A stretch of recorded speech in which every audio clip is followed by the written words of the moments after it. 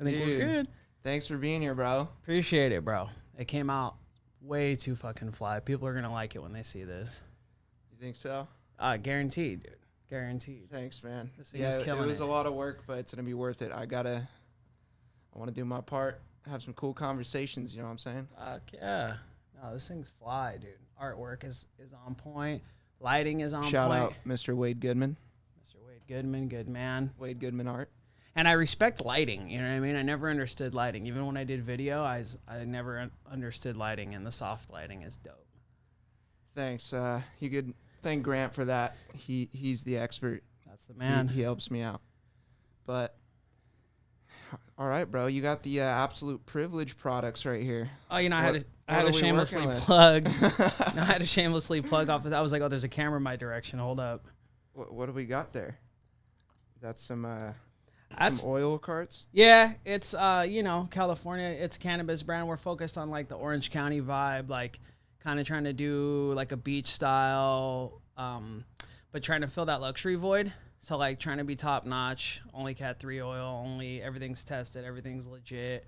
Nice. Licensing is a bitch. Licensing sucks out here. They're not issuing enough of them, so it's what you'd call gray market, but it's transitioning into full legit. It's a side project, bro, but it works out well. My partner and I. Legit. You're still you're building a little brand there. It looks. I mean, I don't buy too many like weed oil pens, but it looks nice. I like the white and gold finish. We're going for like iPhone box. You know what I mean? You know how you get iPhone, Apple has a whole department that just works on the box. They have a whole, like, when you see an iPhone, psychologically, you want to fucking know what's inside that box. And so that's kind of like what we were going for when I was working with China, getting the whole production done.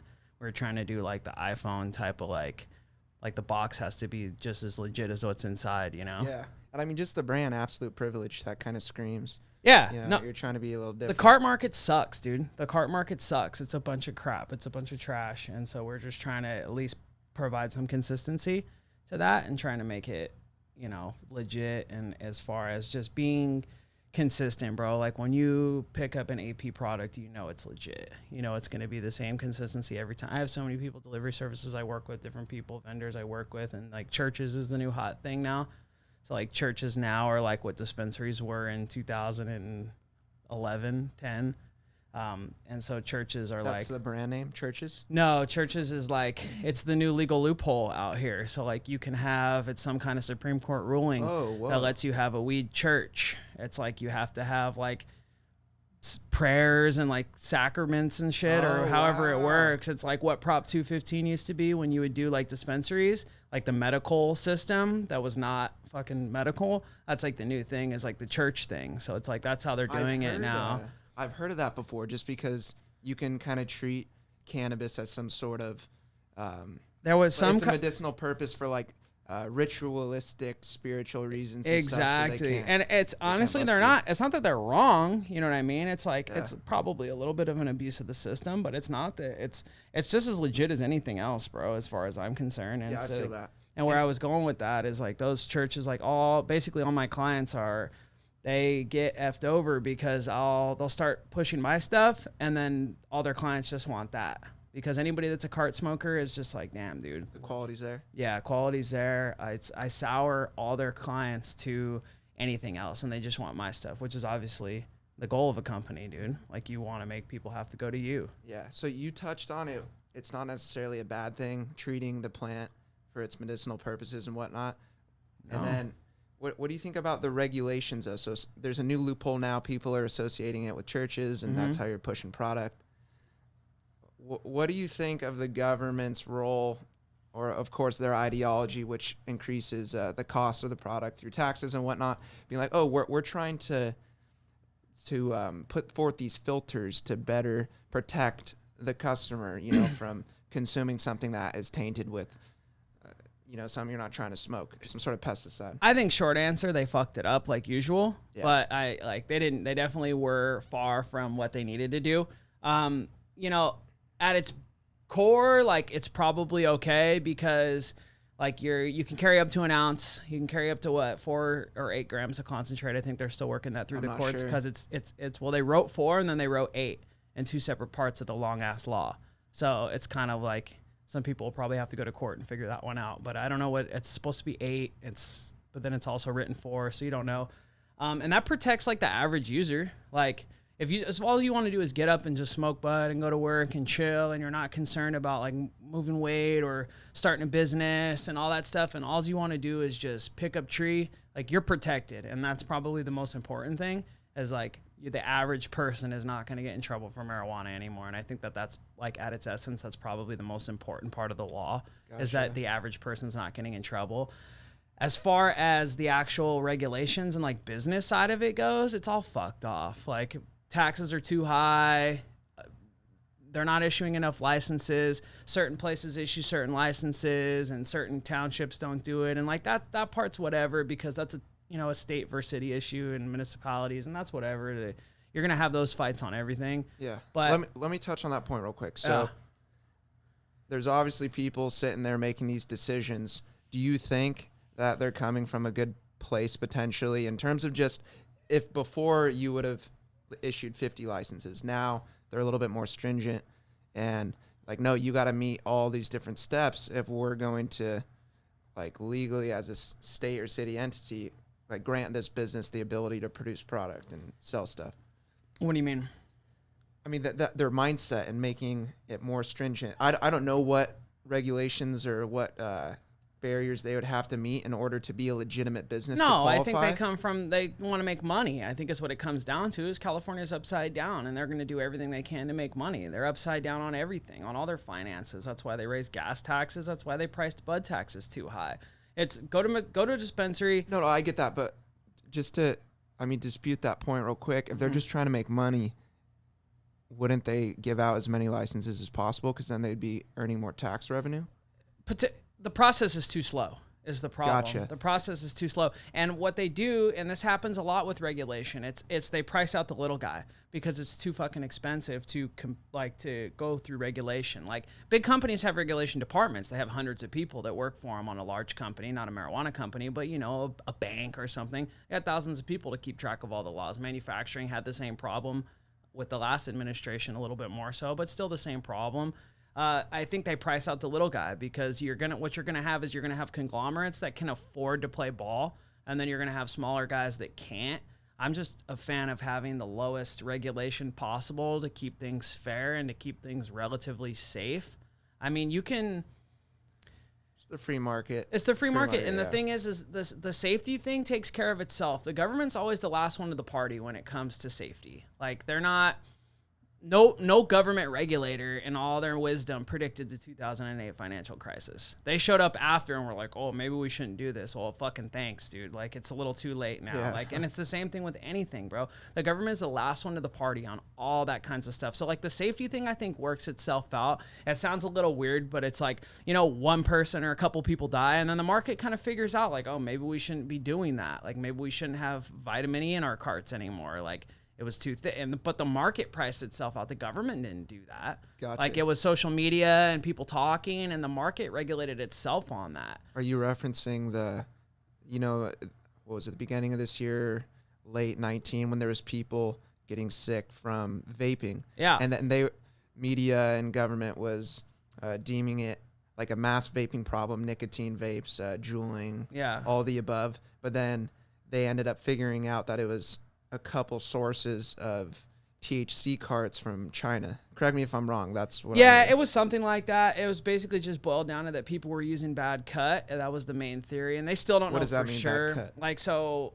when you're making a vape cartridge, people were cutting it with like MCT oil or like because it's not raw oil. You couldn't put just raw oil in one of these; it wouldn't work. It's too thick. It wouldn't hit. It's just the actual like physics of it wouldn't work. So they start cutting it down, and then people do it for profit too. You cut it down. So they're using like MCT, or they're using glycol, or vegetable oil, things like that, and vegetable glycerin, excuse me. And they started using vitamin E because it keeps it thick. So it looks like your oil's thick. It like replicates the viscosity of oil. Mm-hmm. And then they found out that you shouldn't put vitamin E in your lungs. It was bad. It's like chapstick. You know what I mean? Like if you look at shit that has vitamin E, like not rubbing alcohol, but fucking hand sanitizer, it's thick. You know what I mean? And so they were putting it in to cut it effectively and make it look like it was thick oil, and people were putting half cut, and then it was fucking up people's lungs. At least that's the theory. Like, we don't actually know. They say that of everybody that got sick, they all had traces of vitamin E in their lungs. So it's like, you know, but does how's the saying go? You know, correlation, does it equal causation type of shit? Grant, like, do we really know? Can you pull that up? Something about vitamin E, trace amounts. I think it was the first cases of COVID. Yeah, we'll get to COVID. But I want to tie it back to you saying that like government is usually late because there's some sort of precedent set amongst the community, and then they're there to kind of save the day. So for this example, what was it? Certain carts and stuff were being banned by the government, correct? Yeah, but that was for flavors. That was for flavoring. So they were banning it because it appealed to kids. Gotcha. It was like they were taking out all the mango and all my favorite mint pods they took out. So what you're saying, though, if just to let the market do itself, if someone was putting forth product that was harming people, it's not going to last. There's going to be a couple cases, unfortunately, that worst case scenario, someone actually dies or a couple people die. Mm-hmm. Then that obviously forces the market to kind of like, wait, do I want to buy this product? Nobody's going to want that. Nobody's going to want that. The market's going to regulate itself faster than the government ever could. Yeah, but if people are for profit, obviously, I think there's got to be some sort of way where if you recognize massive amounts of people are consuming nicotine, consuming THC in carts, then maybe you want to build some sort of infrastructure that doesn't allow that. Let's assume the vast majority of people are doing their business right and aren't trying to harm people, but then there's a couple sneaky ones that are going to cut the market price, and then people are going to want to buy some a little cheaper, and let's say it ends up hurting them, you know? Well, I think there's a couple things. Is like there's a couple of rules that you should probably have. Like, for example, you shouldn't be able to lie about it. Like, you can't, like, get up and lie and say, no, this is fine. Like, there are certain regulations that I think are effective. Like, the government needs to keep the playing field level, and that's probably their only job. Everything else should be okay. Like, you know, okay, if it's proven to be harmful for you, you can take it off the market, not a problem. But well, it's just like people have the choice to smoke cigarettes or not, knowing that it's harmful. But you don't want some vitamin E that instantly puts you in the hospital. No, and that's what I was getting into. Is it's like the government is obviously not out to. They walk a tightrope between protecting people, or they say they're protecting people, and then making profit, and then also like social construct. Because it's like alcohol is terribly damaging, you know what I mean? But that's not a problem. True. Like, they let people do it. So it's not the health. Like, fast food is damaging. It's not the health factor. It's got nothing to do with health. It's like it's social acceptance and by default votes. Like, you know what I mean? Like, they're trying to do it to how you spin that initial story. They want to appear to be protecting people, but it actually doesn't have as much to do with health as much as it does looking good and doing what the people want and them getting what they want type of deal. It's like, that's why I say it's kind of a tightrope. There's a lot of factors that go into it. It's an ever liquid situation that kind of just goes on and on. Of course. But it's yeah, see, Grant's got it up. Let's see what we got here. This is NIH.gov. United States Federal Centers for Disease Control and Prevention has been working with the state investigators and reported cases of lung illnesses linked to e-cigarette and vaping products, symptoms of difficulty breathing. Okay, so we know all that. CDC detected vitamin E. State.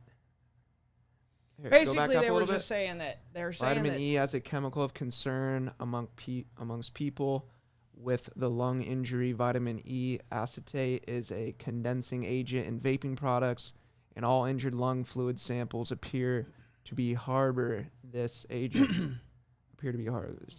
Okay. And we touched on it. It's basically just saying that everybody that was hurt had that. So it's like, was it that? I mean, I think it might be faulty hardware. I think heavy metal poisoning is something that isn't talked about a lot. I had a friend of mine that got really sick from dabbing, from smoking an e-nail that was just heavy metal. You know what I mean? Dude was sick for like a year. You know what I mean? It fucked up his head and everything. He was getting like scans on his brain, and it was just like all bad. And I think it could very possibly be shitty hardware. Like the actual China manufacture, like we don't manufacture vape cartridges in America. It's just not profitable. They do it in China, which is fine. But the China labs aren't regulated. Like, they can put cheap metal in there. They could put something. I think there's a lot of other causes that it could be. I don't think it's necessarily vitamin E. That's just kind of like the front runner. Gotcha. All right, well let's throw it back to like how you ended up getting in the position where you've got the knowledge, obviously with marijuana, and now you're rocking absolute privilege. So like you were slanging back in high school, you know, you were the plug. We were all consuming, having a good time. But High school? yeah, I want to talk about your time spent on the inside, which we'll get to, and kind of what led up to that. We were all what was it, Milford Militia back in the day?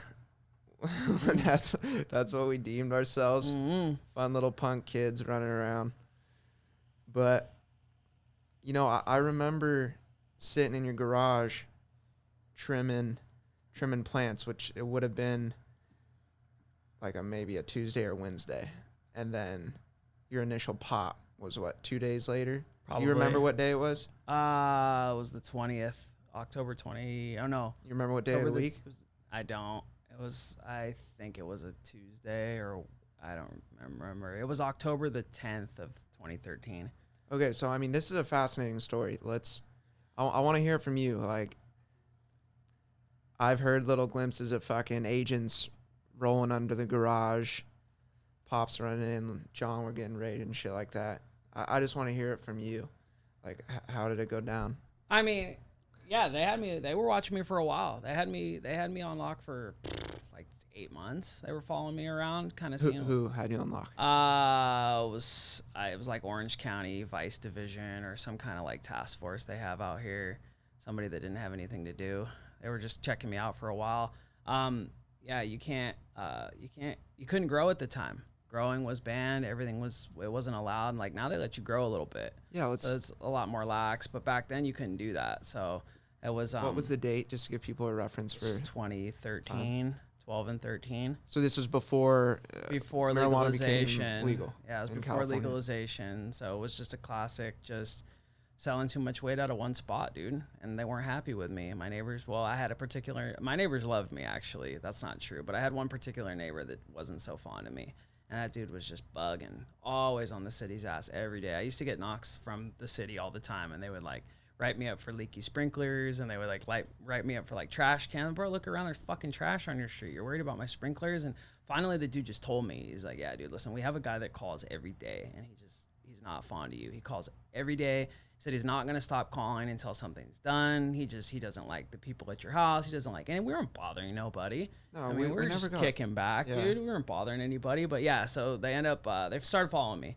They had all kinds of funny tricks, bro. They pulled trash trucks to my house that were like sheriff trash trucks, and they would pull my trash. They had, like the classic, like undercover cop sitting across the street. They used to send over like the city. It was like the city, but it wasn't the city. It was like the city and then like a big ass black cop. It's like, bro, you did not fucking get that jacked to write tickets for people's sprinklers. Yeah. You're a cop, bro. You're a fucking undercover cop. And so he was there that day. He was total undercover cop. Oh shit, he was there that day. You remember seeing him? I remember seeing him. I looked at him right in the face and I was like, you motherfucker, I remember you. He used to show up with this little lady that used to write the tickets. She was like the code enforcement cop, and she would come over and like write little things up that I had to fix on my house. And they were just poking around. Yeah, they had all the funny shit. They flew a plane over my house. They would like fly a prop plane over my house, and everybody thought I was nuts. I was like, the same fucking plane all the time would fly over my house, and everybody thought I was crazy. Like, a plane, really, dude? And sure enough, bro, my neighbor had gotten raided like 5 months before that, and they were flying a plane all the time, and we didn't know. And then the plane went away after he got raided, and then the plane started flying again. And we would be like, dude, the fucking plane's flying. And everybody's like, dude, you're nuts. Well, sure enough, they were taking pictures of my house from a plane. Backyard? Yeah, they paid my neighbor. Outdoor? Yeah, then there was outdoor back there. I remember. But they didn't need a plane, dude. Like, the plant was sticking over the wall. You could have poked your head over the fucking all brick you had wall. to do was fucking just walk the block, and you'd have probably seen it. They had that. Caught a whiff. Yeah, they paid. I had a neighbor across the street. They paid him to put a camera in his house. And so there was like a camera in his living room that would like film everything that was going on at my house for a few months there. Yeah, they were doing all kinds of stuff. They had to bust. I had a sweet location, dude. It was really hard to survey me, so they had to bust out all the tricks. Yeah. They were doing all kinds of crafty shit to try try to bust me. Like I said, the trash truck I thought was pretty unique. They would like pull up, and it's like like don't throw your shit in your trash, and I didn't. But I had a roommate who was pretty sloppy, and this dude would throw shit in the trash, like baggies and like all kinds of paraphernalia. And they would just pull my trash and then go through it. And like sometimes, every once in a while, they would like pull somebody over down this block from my house and talk to them.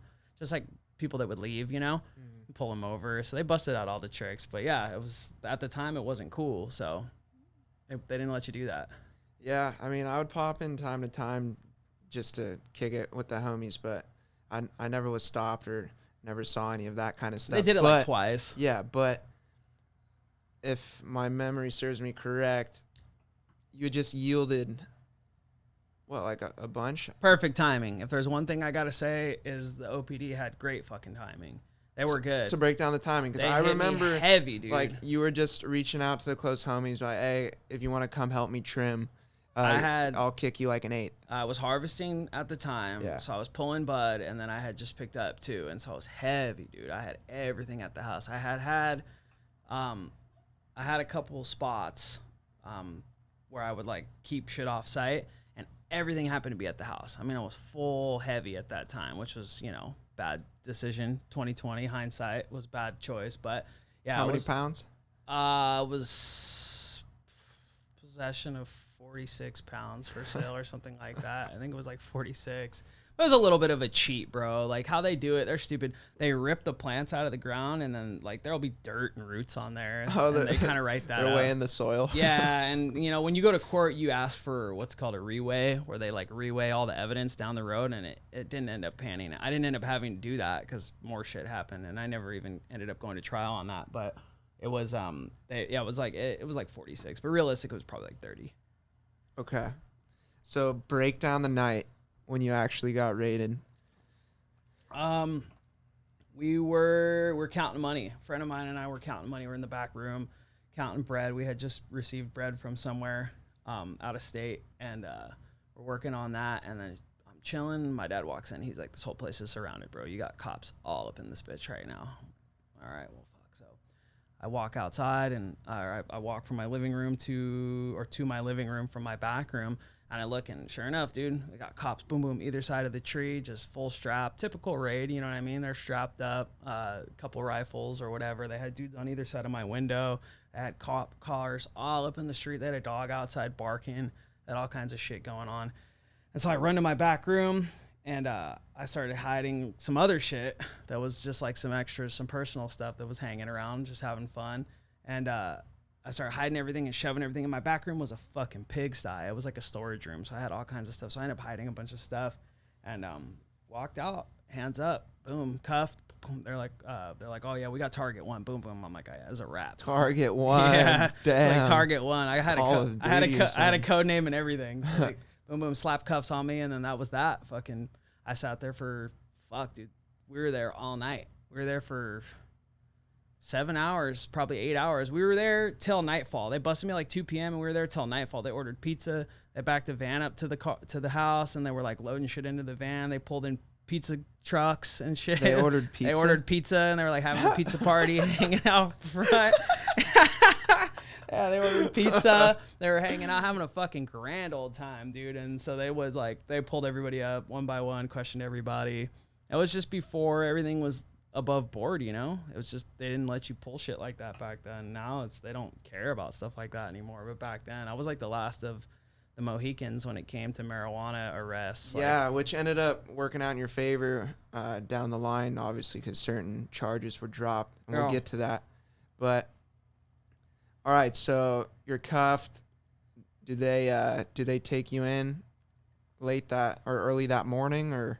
It was night. It was probably like 8 p.m. Finally, they were like, "All right, Briscoe, stand up." Boom. You're under arrest. Possession of marijuana for sale, cultivation, a couple different things. I had like 3 charges. They always slap on like a conspiracy charge, which is basically just like you conspired with more than one person to commit a crime. It's kind of like a bogus fucking. I think they started it back in like mafia days. They came up with the conspiracy charge. Yeah. And it's like just conspiracy to commit a crime. It basically means like you and I plan to do something. No one else there went away though, right? It was my just, dad. My dad and I. Yeah, my dad and I both got arrested. I remember that. Yeah, his house. I got him arrested, And yeah, so the both of us got taken in, and then I was out in like 12 hours. It was $100,000 bond, and so I got out for like $8,000. I was out of there in like 10 hours. And then they confiscated some cash, huh? Everything, yeah, 28 grand, something like that. I remember that. 28 grand. Yeah, that sucked. That was probably the worst part. Yeah, and some of it wasn't, a lot of it wasn't even mine, dude. Like 15 grand of it was, or like 10 grand of it was my dad's. It was like old money from like the 80s. And it's like, are you being for real right now? But it's like civil asset forfeiture is a bitch, bro. Like couldn't they? I mean, I'm sure they have the authority to just take whatever they want. You but can, couldn't they bro. Look at the bills and be like, wait, these bills But they don't have haven't been in interest in circulation doing and that. They shit? have no, Yeah. they have no interest in doing that. It's your job to do that. You're the one that's going to go fight for your own shit back. Have you seen the story about the poker players? No. These were driving to play poker games, and they had like 90 grand in cash on them, and they took it all, made them fight for it back in court, and then people end up plea bargaining. Like, the whole criminal justice system is fucked, dude, and a lot of people are talking about it now. Like, it's finally starting to get talked about, but the civil asset forfeiture system is fucked. Like, it's a lot of, like, pretty much they can just confiscate your money and make you prove that you didn't commit a crime. They can confiscate through civil asset forfeiture. They can confiscate your money and not allege a crime. Like, they can just take your money on suspicion of criminal activity. Interesting. So, yeah. Let's get to we'll get to like prison reform and the justice system reform and stuff like that. So after you get out, what ensues? So you're trying to get. I'm trying to recoup that money, bro. I'm trying to recoup that money. Exactly. Dude. I went from having. Well, I was like your 20, mindset? bro. Yeah. So I was give like, people your mindset. You know, like how was it like? Like, what did it feel? You know, it's not original to say this, bro. A lot of people say it, but it's damn true, dude. The money is the most addictive part of the whole process. The money and the lifestyle is the most addictive part of the process, especially like, you know, anybody that's ever worked a job knows that shit's slow money, dude. You work all day for a couple $100 or $100 or $150, whatever it is, and then you got to pay taxes, and then you got to do all this different stuff. The money is by far the hardest thing to give up, because like, even I knew I was getting watched. Like, we knew for months that I was under surveillance. We knew, like, we would catch cops on the street, we would say hi to them, wave to them, and how many times I told myself, just stop, just be done with it. It's blown. Just stop. Don't do it anymore. And you just, you know, I was 20, bro. I was a kid, so it's like you're young and you're just not thinking. But at the same time, it's like the money, dude. Yeah. The money is. You're 27 now, right? 27 now. So 7 years ago. All right, so if you're cool with talking about it, walk us through the plan to get back some of this cash. Mm-hmm. Yeah, so I'm scrambling for cash. I went from like, you know, money for me at the time was a lot. Like, did whatever I wanted, went anywhere I wanted, had a good time. Like, and I say it just because it's like, it's all about mind state. You know what I mean? It's not even so much that it was a lot of money, but it's more like the mind state of it. Like, you have like a lot of fun. Like, there's people that are a lot bigger players than that. You know, it's not necessarily. It's relative to your age. That's not exactly a sensational story. You know, when it comes to drugs, it's a pretty typical story. But it's like, you have all that money, you're just doing whatever you want. You're fucking living high for a 20-year-old kid, dude, doing good. And then, so we came up with this plan. And my boy was going to college out in Arizona, and they were moving a bunch of coke, like quite a bit of coke. And he's like, he calls me up one day, and I'm like kind of bummed out, chilling at my house, doing nothing. I remember the most eerie thing was like, my phone went from nonstop. I had 3 phones, and none of them stopped ringing. I mean, all day, all night, none of them stopped ringing. And I didn't get a call for a week. Not one call came through to my phone. It was like eerie. You're like looking at your phone like, wait, is that because the phones are gone, or people? No, they just just nothing. No clients were calling. No friends were calling. We all knew, like, you got everybody popped, knew. You know? Yeah, it's not that it's a bad thing. It's just like, it was just like strange. You know what I mean? It was like the switch. It was like not one. I did not get one call in a week. I thought that my fucking phone was broken. Like, dude, not one call went through. And so I was like, so you start like, your mind starts I was kind of bummed out, just sitting there like, damn. And so my boy calls me, and he's like, oh, dude. How many days later? Sorry. This was like 5 days later. Okay. Like 5 days after, and my boy's like, you need to come out to Flagstaff. He's like, dude, it's a party this weekend. There's some kind of college party. I got this thing called Tequila Sunrise out there in Flagstaff, and it's for the NAU kids. And it's just a big college fucking party, dude. It's like a sorority, fraternity type of deal. I never went to college, but it was like a sorority, fraternity type of deal. And I had been out there a couple of times on business before, and my boy was just like, you need to come out here. If you don't get laid, you're a bitch. Like, this thing is the fucking cracking party, dude. Was pumped on this thing, and I was like wanting to bring me out. I'm like, I don't know, bro. And he's like, and oh, by the way, like, you need to bring Coke with you. Well, how much Coke do you want me to bring? As much as you can bring. Like, really? You being serious? And he's like, yeah, but you need to come out and you need to bring a bunch of Coke, and you're going to be the man. And I was like, nah, dude, I think I'm going to pass on this one. And so I, like, sat it out, was chilling, sat on it for a couple of days, and then finally, like, Friday came around, he calls me again, or no, it was like Thursday came around, he's like, you coming out? And I was like, nah, I don't think so, bro. And I was watching Django Unchained in my garage. I was sitting there, and I was just like, you know what? Fuck it. I'm going to go. So started scrambling. Got a bunch of cash, got a couple investors, got a couple of people, boom, boom, boom. Dude sent me out some cash, and I end up trying to grab this Coke, and then I think about it, and I'm like, well, I knew some people, but then I was like, well, where do I get all this Coke? You know what I mean? So I, like, call a friend of mine, and he's like, yeah, I think I got a guy, dude. The guy, he was picking up Coke at the time, and I was like, all right, cool. I was like, well, can he give me like $6,000 worth or $5,000 worth? And he's like, yeah, probably, dude. So we pull up to this guy's house. He lived in. Sorry, just talking to this. Pull it in front of you. Yeah. So he lived in Anaheim Hills, and we pull up, and this dude had ostriches at his neighbor's house. It was like, it was fucking funny, bro. We pull up, it was like, it felt kind of cool because you pull up to like this mansion in Anaheim Hills, and it's like this Colombian guy who's just sitting there, this big fat Colombian guy, and there's ostriches next door, and like, fuck am I?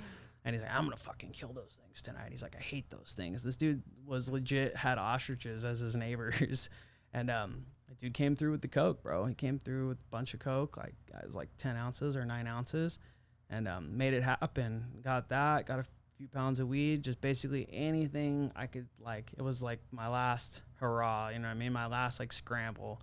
I was like, well, we're either gonna make it happen or we're not. And we made it happen, got it together, called up a buddy of mine, and I was like, you want to roll to Arizona with me? He's like, yeah, what are we doing? And I told him everything, and he's like, yeah, I'll go. All right, sweet, dude, what a rider. And so my boy and I jump in the car. I rented this little Nissan Versa, and I knew, I was like, oh, dude, like, this is gonna be bad. Like, if I get busted, I had this, like, you have to carry like a slip of paper on you when you bond out, because in case your name doesn't come up like in the computer, you'll get rearrested.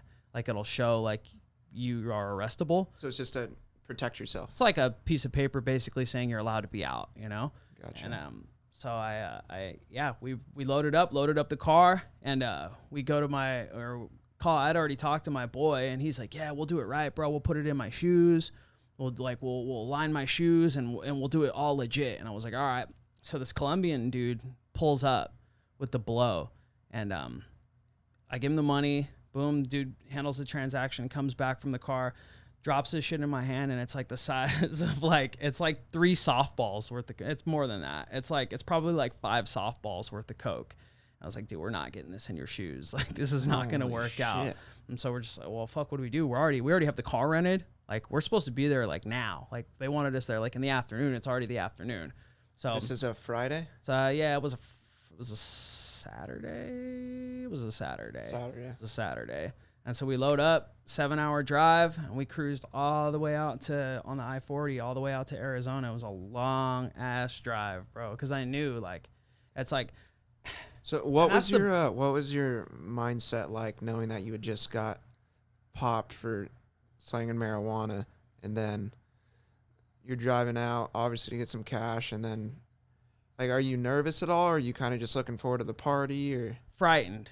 Straight fucking You're frightened. Scared. Straight scared. Like, knowing, like, if I get pulled over mentally that's why I say it's a long ass drive, because it was like, it's the attitude of like, and that's like, I think that's my personal character flaw, is like, some people can get off on like playing group softball on the weekends, and like, that's exciting to them. And at that time, that was not going to do it for me. Like, loading up a bunch of Coke in the trunk of a car and driving on the freeway was exciting to me. And so it was like, just the attitude of like, I mean, it's a rush, bro. Like it's a rush and then there's a reward at the end. It's like pleasure seeking. It's like the ultimate like pleasure seeking behavior is selling drugs, you know, because you have like lifestyle and then like women, you have like all the like stereotypical shit that goes along with like drug dealing. But then it's like at its core, dude, on a mind matters type of deal is like money and then like rush and lifestyle. It's like the ultimate pleasure seeking activity, dude.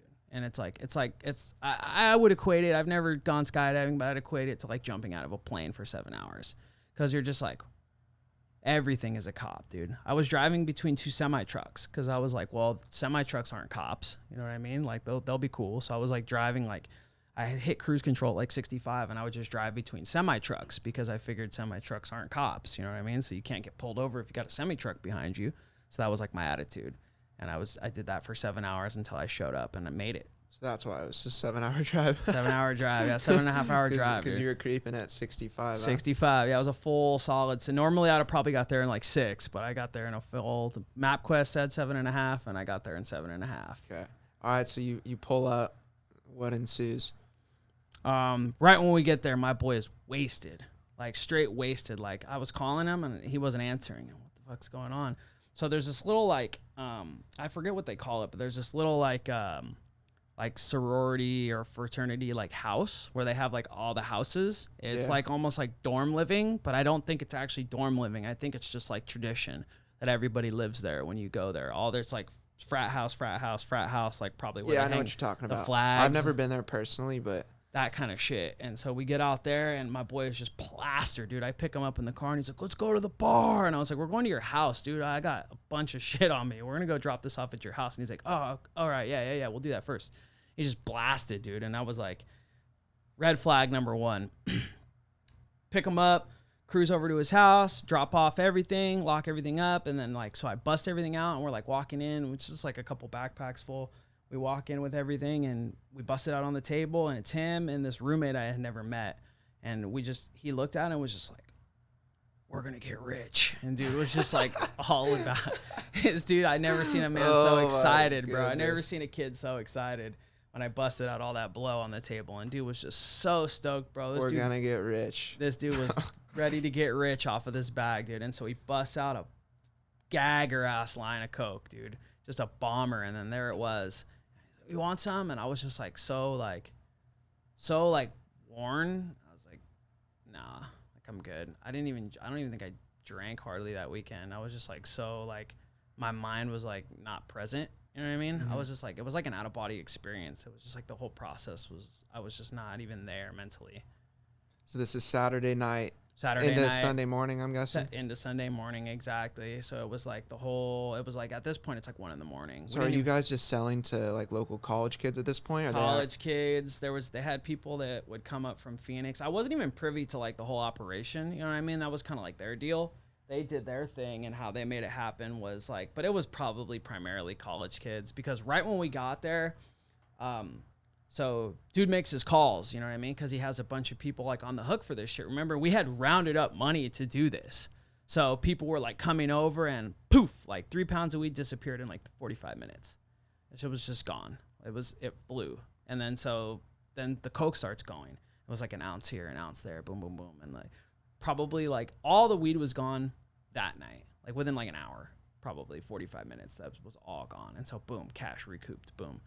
And then we started working on the blow, and then he started like inviting people over, and we had like a fat party at the thing. It was like as much people as you could shove into a 2-bedroom apartment. It was probably like 20 people shoved in this little apartment. We had like the DJ shit going, and it was just these dudes were so excited. All these college kids had never seen anything like this before, and so and it's like it gets back into the pleasure seeking, bro, because I'm the shit right now.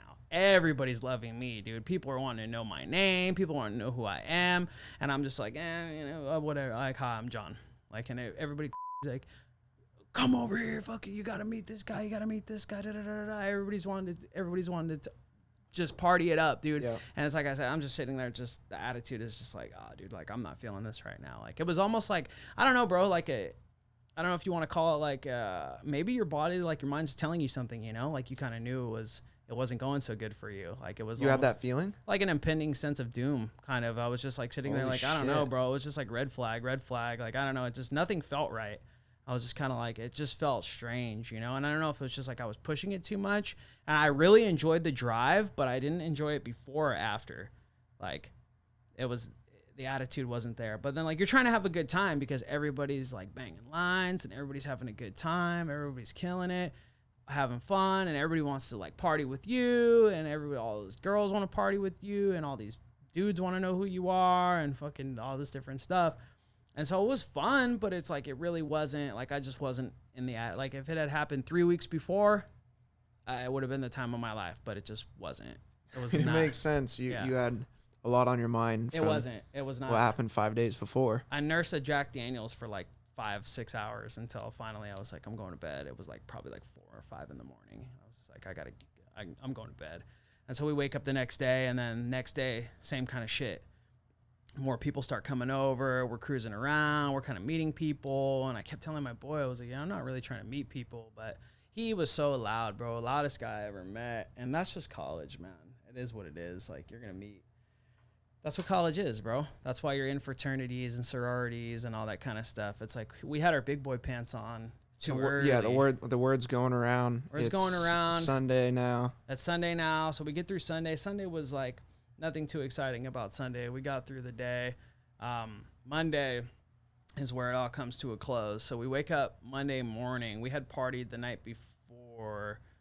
We had like done like what I would call like a bar crawl, but just with frat houses the night before, you know, where you go like frat house to frat house and just like go party and whatever. Yep. So we're up all night again, and then we wake up. I woke up at like 8 in the morning, 9 in the morning, and by this point I'm like calming down a little bit. I skipped a very important part though. I did, because I was trying to think about it. I knew I'd forgotten something. I talked to my boy's cousin, and this guy was telling me he's smoking a cigarette outside. We're at his house. This is Saturday night or Saturday Sunday? night or Sunday, excuse me. This is Sunday night. So okay, Sunday night. Day two. The end of Sunday, after we're kind of doing our little like frat crawl, we go over to my boy's cousin's house, and, hey man, come out here. I want to talk to you. I was like, what's up? We're outside, we're having a cigarette, and he's like, yeah, dude. He's like, you can't be coming out here anymore. And at first I was like kind of offended. Like, are you like telling me what to do? Like, are you being for real, bro? Are you like trying to like, I thought he was like telling me straight, like, don't do this anymore. Like, and then he was telling me don't do this because he was looking out for me. He's like, you're my friend, his cousin. He's like, he's going to get in trouble. He had a seizure the week before, and a cop, when the paramedics showed up, the cop showed up with them for a drug overdose type of deal. Was this Xanax related? It was, I think, it was all kinds of stuff. Dude was up for like, remember, he had called me like 7 days ago and he was doing the same shit. So he had been up for like a week doing this, 2 weeks doing this, nonstop. And so a detective comes in, and there's stuff everywhere. There's scales everywhere, there's everything everywhere. So detective leaves him his card and said, call him. And we're outside, and this dude is in the living room, like, doing what he's doing, and his cousin is telling me this outside, and I just go into like low-key like baby panic mode. I'm like, yo, like, is this dude being for real? And he's like, yeah. So this detective had given him a card saying call him a week ago or 2 weeks ago when this happened, and he never called him. Nothing ever. He never, just ignored it. Or some people say he did call him. So that seizure scene, they walk in and see paramedics walked in. What looks like would have been some sort of drug. Total drug house, dude. Stuff everywhere, scales everywhere, baggies everywhere. Just total obvious drug house. It's pretty obvious, dude. Most of the time it's pretty, trap houses are pretty blown. And so he never called him. But now he's hot. Dude's been hot. And so he tells me, he's like, yeah, dude. He's like, he's going to get in trouble. It's just a matter of when. He's like, I just don't want to see that for you. You need to get it. You just got in trouble. Like, they knew. Oh, so he knew. He knew. Yeah, I had told them, obviously. Yeah. He's like, he just knew, like, you. And there's so many layers to this that I can't even get. There was this female involved, this girl. There was like a love triangle that was going on, and that's probably a story for another day. But I didn't know she had already called Crime Stoppers because he cheated on her. And she called Crime Stop callers on him. And she was calling me the whole way out saying, hey, when are you going to be here? When are you going to be here? And I told my boy passenger, I was like, we shouldn't tell her shit, you know? And it turns out she was a rat down the road. She ties back into the story later. She ended up being an informant, or not an informant technically, but she had informed them to get out of trouble. So sort of an informant of what we were doing. She was holy shit. The cousin is telling he tells you Sunday night that we're going to get busted. And so at this point, I'm like totally like, I was like, that was kind of like my feeling picked right back up of like, yeah, this is like totally out of place. So I'm like kind of in a panic, not so much a panic, but just like really, really uneasy about the situation. Panic's too strong, but I was very uneasy about the situation. And we end up wrapping up the night kind of early. I was like, yeah, I gotta go. Like boom, boom. So we shoot back to the house, go to bed. I mean, I shouldn't say we wrapped it up early. It was early in the morning. It was probably like 3, but so we get back to the house, go to bed. I sleep it off, and I wake up in the morning, and I'm like kind of feeling like fresh again. I'm like, I don't feel too bad. Like maybe I was just tripping. Like everything's good. I woke up. It's fine. I'm out of here in a couple hours. So I start packing up my stuff, and we're getting ready, and my boy's still asleep. His roommate was up already, and he was going to class back and forth. So he's like, I'll be back from class in like a couple hours. And I'm like, all right, I'll wait for you. I got to talk to you about some stuff. Because my dude was just so unprofessional. And I had a couple of talks with him before about how ridiculously unprofessional he was acting, like having seizures. That had happened to him a few times, you know. And he was one of my best friends at the time, real close guy to me. So I cared for him, and I was just trying to, you know, get his head right, like just trying to look out for him. And his roommate had told me, you know, I'll be back in a couple of hours. And so I'm waiting for him, and it's me and my friend who I drove out with, and we're waiting on him. I go grab a coffee. I'm shooting around the city. I'm feeling good. I'm like, and mind you, money had came in. So I'm like kind of feeling myself again. Like, oh, I got one over on these guys. Like I got money back in my pocket. Everything's cool. Like I think we made like probably like 15 grand in a couple of days. And so everything was cool. Profit? I mean, 6 net, and 15. you know, we spent probably 5. So, you know, it was a quick 10 grand in a day and a half. I was like, that's cool. Like it'll work for me. And it was a quick 10 grand. a quick 10 grand, you know? And so I was like feeling myself again. Yeah. I'm getting like my confidence back. Everything's cool. And I hit the roommate who I did not know comes back in, and he's like sending text messages on his phone, not thinking anything of it, normal stuff. And we're watching this thing about a documentary about the scam artist.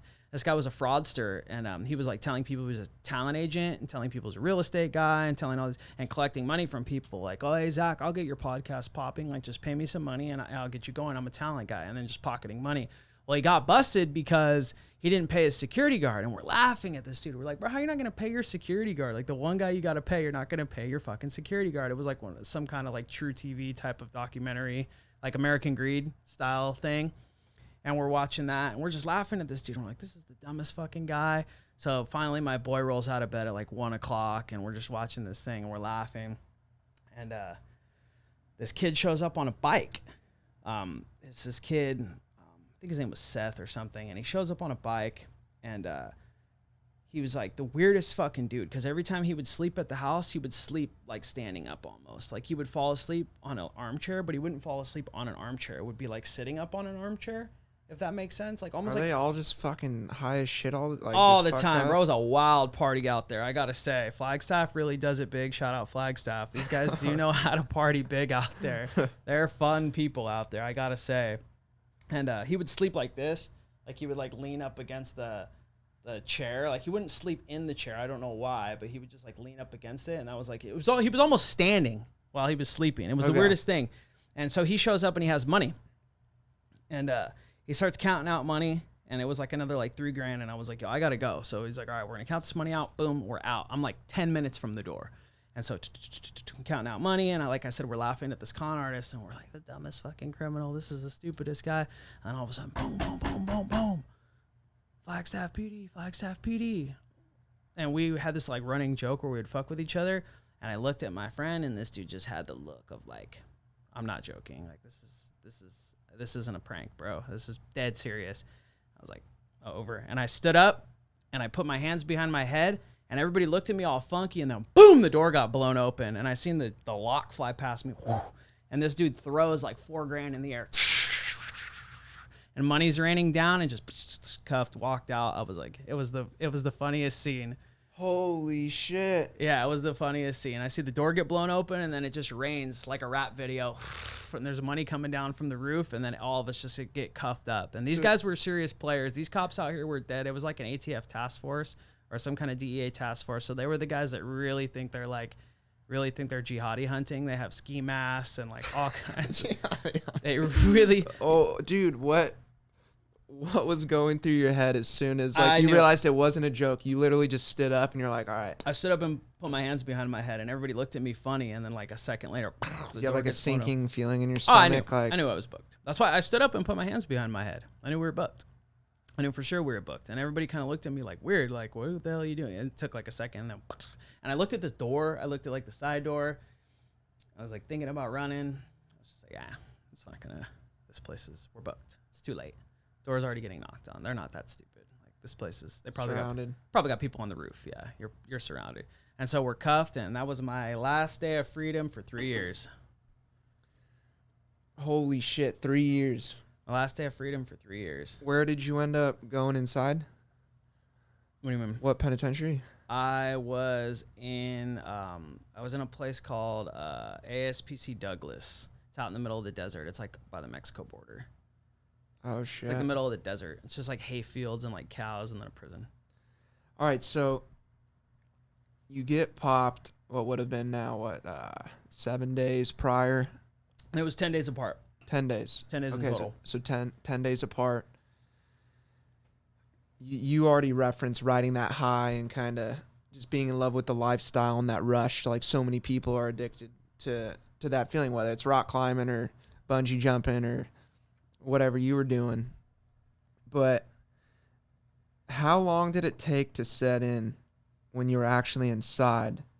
Like maybe I've made some mistakes that I need to correct, or did you have, I don't want to put words in your mouth, but what was your mindset like inside? Like how many months or even over a year, whatever, did it take to like transform your mindset? If that happened at all, what was it like? As far as like, I never had like an awakening. You know what I mean? No awakenings. I never really had that, bro. And it's because of my attitude on drugs and narcotics, like, and alcohol in general. I think that shit should probably be legal. Mm-hmm. And people always give me like a weird, like crazy, like look when it's like, well, coke, what about heroin? What about this? And it's like, yeah, bro, I think it should probably all be legal. Like, so I never had this, like, I actually don't think what I was doing was wrong, to be honest with you. Like, because you're serving a need. Like, you're not, these people are going to get high regardless. Like, you're hurting people. Yeah. Okay. Well, we touched on it before. So is McDonald's. That's McDonald's the argument. Is killing people. Yeah. I've heard, I think drugs should be legal too. That's my personal opinion, just because people are going to use no matter what. Mm-hmm. And there's going to hopefully then be some sort of regulatory body that can, they're going to help people take it in a healthier manner. What country is already performing this? Isn't it Sweden or maybe Grant wants to help us with that one? I think Sweden did something. Sweden pulled it up. Sweden did something like that. So they're working on a smaller scale, but I mean, I get the argument of all drugs should be legal. Or before I get to that, so let's assume they are legal. Wouldn't that have removed your business in the marketplace? Well, yeah. Legal? I mean, either that or you regulate and you go legal. That's what I'm saying, though. Doesn't it take the black market sellers off the streets, per se? People think there's this attitude that it's chaos. It's just absolute chaos if you legalize drugs. And if you look at it, what you have right now is chaos. Like, it's total, like, you think about the war on drugs is American inner cities, the war on drugs, people are talking about that a lot now. The war on drugs isn't working. You have tons of people that are locked up for a long, long time over stuff that's not, in its essence, to me, it's not a crime. Like, if you go break into somebody's car and you violate their right to property to fuel your addiction, that's a crime. But the actual essence of doing a drug, to me, is not a crime. Mm-hmm. Like, the government shouldn't be in the business of picking and choosing what people put in their bodies, and that's what they do right now. It's totally okay to get a Xanax from your doctor, but it's not okay to pick up something off the street. And it's got nothing to do with health. It's got very little to do with health. Well, I would dispute that. I mean, just because from personal experience, we've known people that self-medicate. And well, when you're dealing out your own dosage, that leads to seizures, that leads to, Oh, sure, a bunch but so of does different health prescription. problems. You know what I mean? Obviously, you want to monitor somebody in theory, but that's fueling my point, and that's the legalization side of things. Yeah. That's the whole legalization side of things. If you, I agree. If you go to let's say a Walgreens type of facility that's giving you out a medicated dose, like you go buy a bottle of Jack Daniels, and you've heard the argument, you buy a bottle of Jack Daniels, you know exactly what's in a shot of Jack Daniels. It's regulated. You don't know exactly what's in a shot of dope. You don't know exactly what's in a line of Coke. You don't know exactly what's in a pill, a street pill. You're not exactly sure what's in it. And you have this fentanyl shit that's going around right now. It's killing people like crazy. Yeah. And you look at it, and it's not. People are sad, bro. I think in its essence, people like want to like have fun, and it's like that's why you don't see really wealthy areas affected by drugs. It's always poor areas. You know, if you take a look at it, like. Are you talking about measuring levels of happiness associated with drugs? I think there's a direct correlation between people's drug use and your happiness and your satisfaction. Because if you look at it, like, why is it that only poor areas are affected by drugs? Poor people, it's a lot harder for poor people to get drugs. They have less money. It's a lot easier for a rich person to get drugs. They have better access. You can buy as much as you want, but they're not affected by it as in high of levels, you know, and statistically, there's not as many rich people or as many rich areas that have big drug problems. Not that rich people don't use drugs, of course they do, but it's not rampant because they're happier. They have other means to happiness. They're more satisfied. It's always poor areas. It's always like Ohio that lost its manufacturing has a fentanyl epidemic now, or like South Central Los Angeles, or like Ghetto Louisiana, places like that. Those are the places that are using the most drugs and where people are affected by it the most. And I think it directly ties into your happiness, and with core like or happiness on a societal level, like your whole city's well-being, if that makes sense. Not necessarily individual happiness, although that's part of it. I think collectively, you know, what is your level of income in that area? How prosperous is that area? Those are always the areas that get affected hardest by drugs. And they're also the areas that get affected hardest by the war on drugs, which is why I got into it, is you look at legalization and what it would do. Right now we have a system that's not working. You have Mexico that's completely messed up. Their main deal is drug trafficking. I mean, that's what they do down there. Everybody knows that. It's common knowledge. It's a big thing down there. It's drug trafficking. They're killing each other like crazy. You have inner cities out here. People are killing each other like crazy. You've got people dying, overdoses. And what you have with drugs, you have what I call problems that derive from drugs, and then you have problems that derive from prohibition of drugs. And I would weight so much more of the problems on the actual prohibition of drugs than the drugs themselves. You have drug problems, which is addiction. You have overdose. You have things like that. That comes from alcohol or fast food, or you can get addicted to anything. So addiction, you know, that's kind of a wash because you can get addicted to television. So you can't tell me, oh, drugs are illegal because you could get addicted to them. Well, that's not it. Yeah, there's obviously varying levels of addiction and whatnot, but so right here, Norway becomes first Scandinavian country to decriminalize drugs in historic vote. When was this? In 2017. 266 people died from drug-related deaths. But from what I've heard with this is they actually have clinics. Yeah, go for it. They actually have clinics where they administer, in air quotes, healthy doses of some of these harder drugs. And that's part of what I mean is like you have the problem. Oh, shit. You have the problem of drug use, which is overdose and addiction. And I think those also get addressed through legalization and regulation.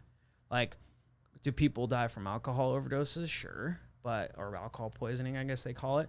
Yeah. Cirrhosis of the liver over time. Of course. Yeah. And there's diminishing health effects from a lot of unhealthy things like cortisol and lack of sleep and all these different things that will just ravage your body over a period of time. I get that. Yeah. I totally understand that. But I think those are mitigated through regulation. Yeah. I mean, there's obviously things that are good and bad for you. Some people have a worse crutch than others. Like obviously getting addicted to heroin and getting addicted to the TV are totally two separate things. But that's a fact. People get addicted.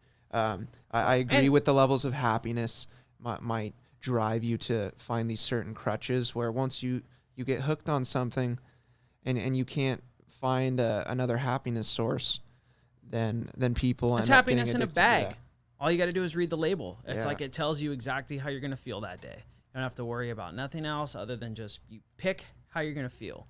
And I think that people, it's a powerful thing, bro, to be able to put your mind exactly where you want it at any given time.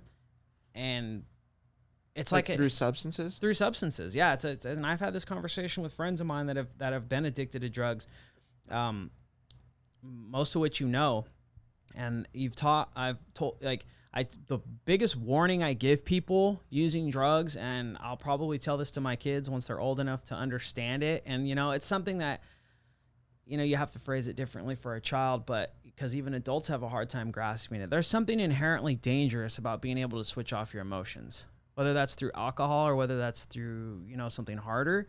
It's something that's there's something that's inherently dangerous about being able to shut off your mind anytime you want. You're supposed to feel pain. You're supposed to feel sadness and shit like that. There's a reason why you have that. It's some kind of physiological development that we have throughout evolution.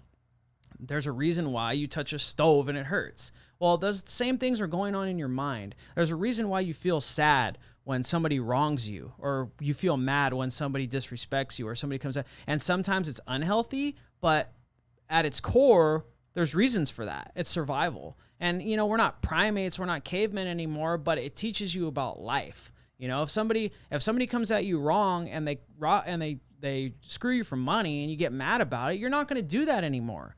And when you shut that off with drugs, you turn off your mind, and you turn off your mind too consistently, you're numb to everything, and it's an inability to cope. And I think that ties back into what we're saying when you talk about levels of happiness or societal happiness. Is you can't, you're struggling, your town's struggling, there's not a lot of happiness there, and you go into the drugs, and it's an off switch. It's like an automatic cheat code to just be happy whenever you want, and that's dangerous. So we've spoken about this before. I agree that that's totally dangerous, and I think it touches on the fact that you want to be comfortable in your sober state. Like you want to always be able to go back to that equilibrium where you're comfortable in your own head, you're comfortable in your own skin. And if you're throwing pills down your throat or doing drugs to cope, that's not a long-term solution, because then I imagine the effects, if you're abusing a certain drug, some of the effects are going to be irreversible. There's accompanying health effects. Yeah. Like if drugs were completely good for you, if it was like taking a vitamin, then I guess it wouldn't be that big of a deal. I think there would still be diminishing effects of being high all the time. I think there would probably still, it curbs your ability to adapt to situations. And that's why... Like that happiness level too, like it almost diminishes. You damage those receptors where you're just constantly hitting yourself with dopamine. Then you can't feel that natural high per se. And that's why I always preach like exercise and find just sober ways of happiness. Don't get me wrong. I enjoy my like vodka and whiskey, and I like to have a good time. But we've spoken about this before. I try to always... you want to be able to retreat back to yourself in a sober state, and you have to be comfortable, or at least you should be, if you're going to be able to, let's say, experiment or be a responsible drinker and whatnot. Sometimes things slip away and everyone has their fucking crazy nights and whatnot. There's physical effects from using drugs. It's like if you ate a Big Mac 3 times, 4 times a day, you would eventually see a physical repercussion from that. And it's the same thing with drugs. You're going to see a physical repercussion. Yeah. But they say, on the mind attitude of it, they say that, like when you get addicted, you kind of get stuck at that age. Like I heard somebody talking about, I can't remember who it was, I think it's a psychologist. She was saying that you kind of get stuck mentally at the age you got addicted. Like if you notice, like, you've ever met like a 40-year-old addict? They're usually not like a very mature person. Like, oftentimes, somebody that's a full-blown addict. You have functioning addicts, you have doctors and things like that are very functioning addicts, and that's fine. But you have people kind of get trapped at that age, and it's because that's the age you stopped allowing yourself to grow. You started numbing yourself to the point to where you're no longer really growing emotionally so much because you've blocked everything out. You've made that your solution to everything.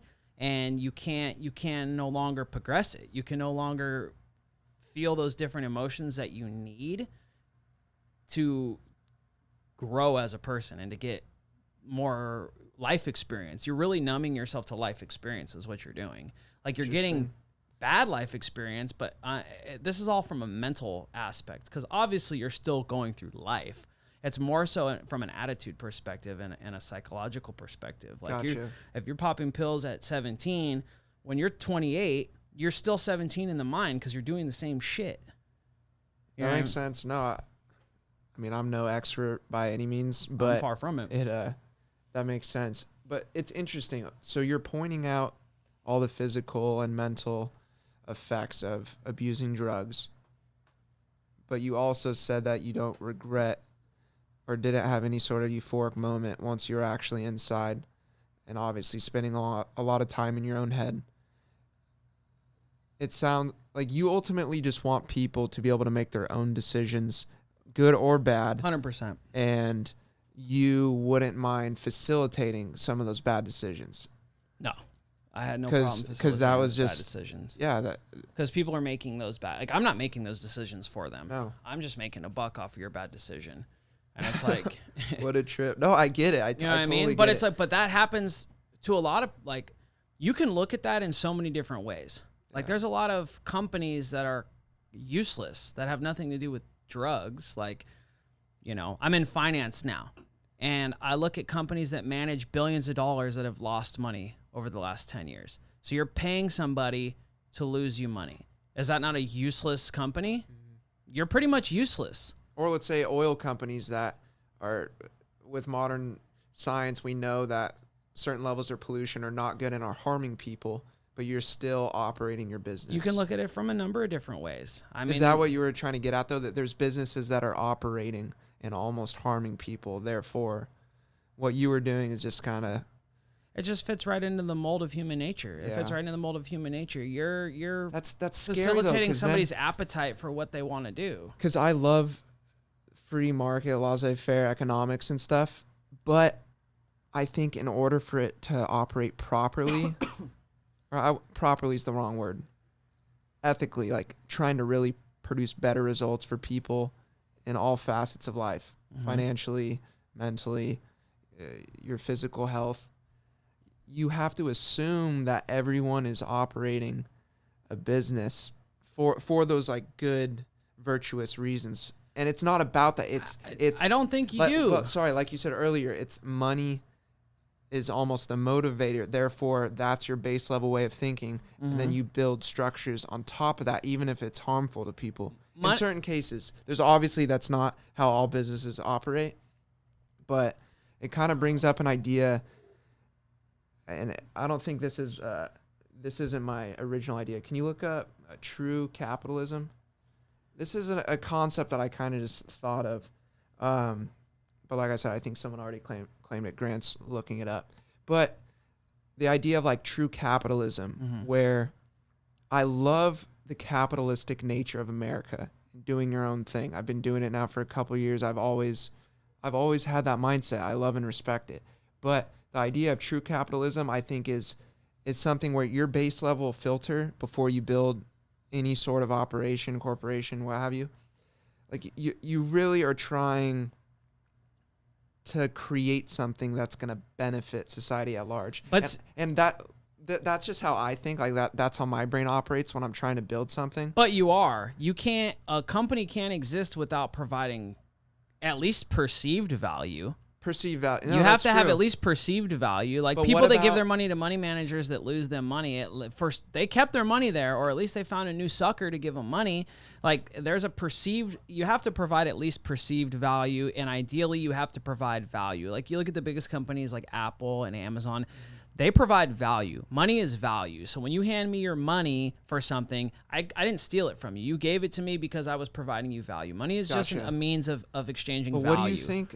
Do you think there's a difference between someone that is consistent in terms of their capitalistic nature and just wanting to build and provide a service, and then let's say one person is building a business that's meant to clean up the ocean? Like they're performing some sort of, it's a more virtuous act in comparison to, let's make it simple, Carl's Jr. franchise owner who knows their products they're the best for people to be consuming, but they look at the profitability and the amount of capital it takes to start something up. There's obviously so many different factors, but the idea of true capitalism, which is just how I try to operate and live my life. I'm fucking not perfect by any means, but I'm just trying to build businesses off of providing not just a service, but a service that's truly beneficial. Well, you have varying levels we'll get of into altruism. This, of course, and then you're going to be starting that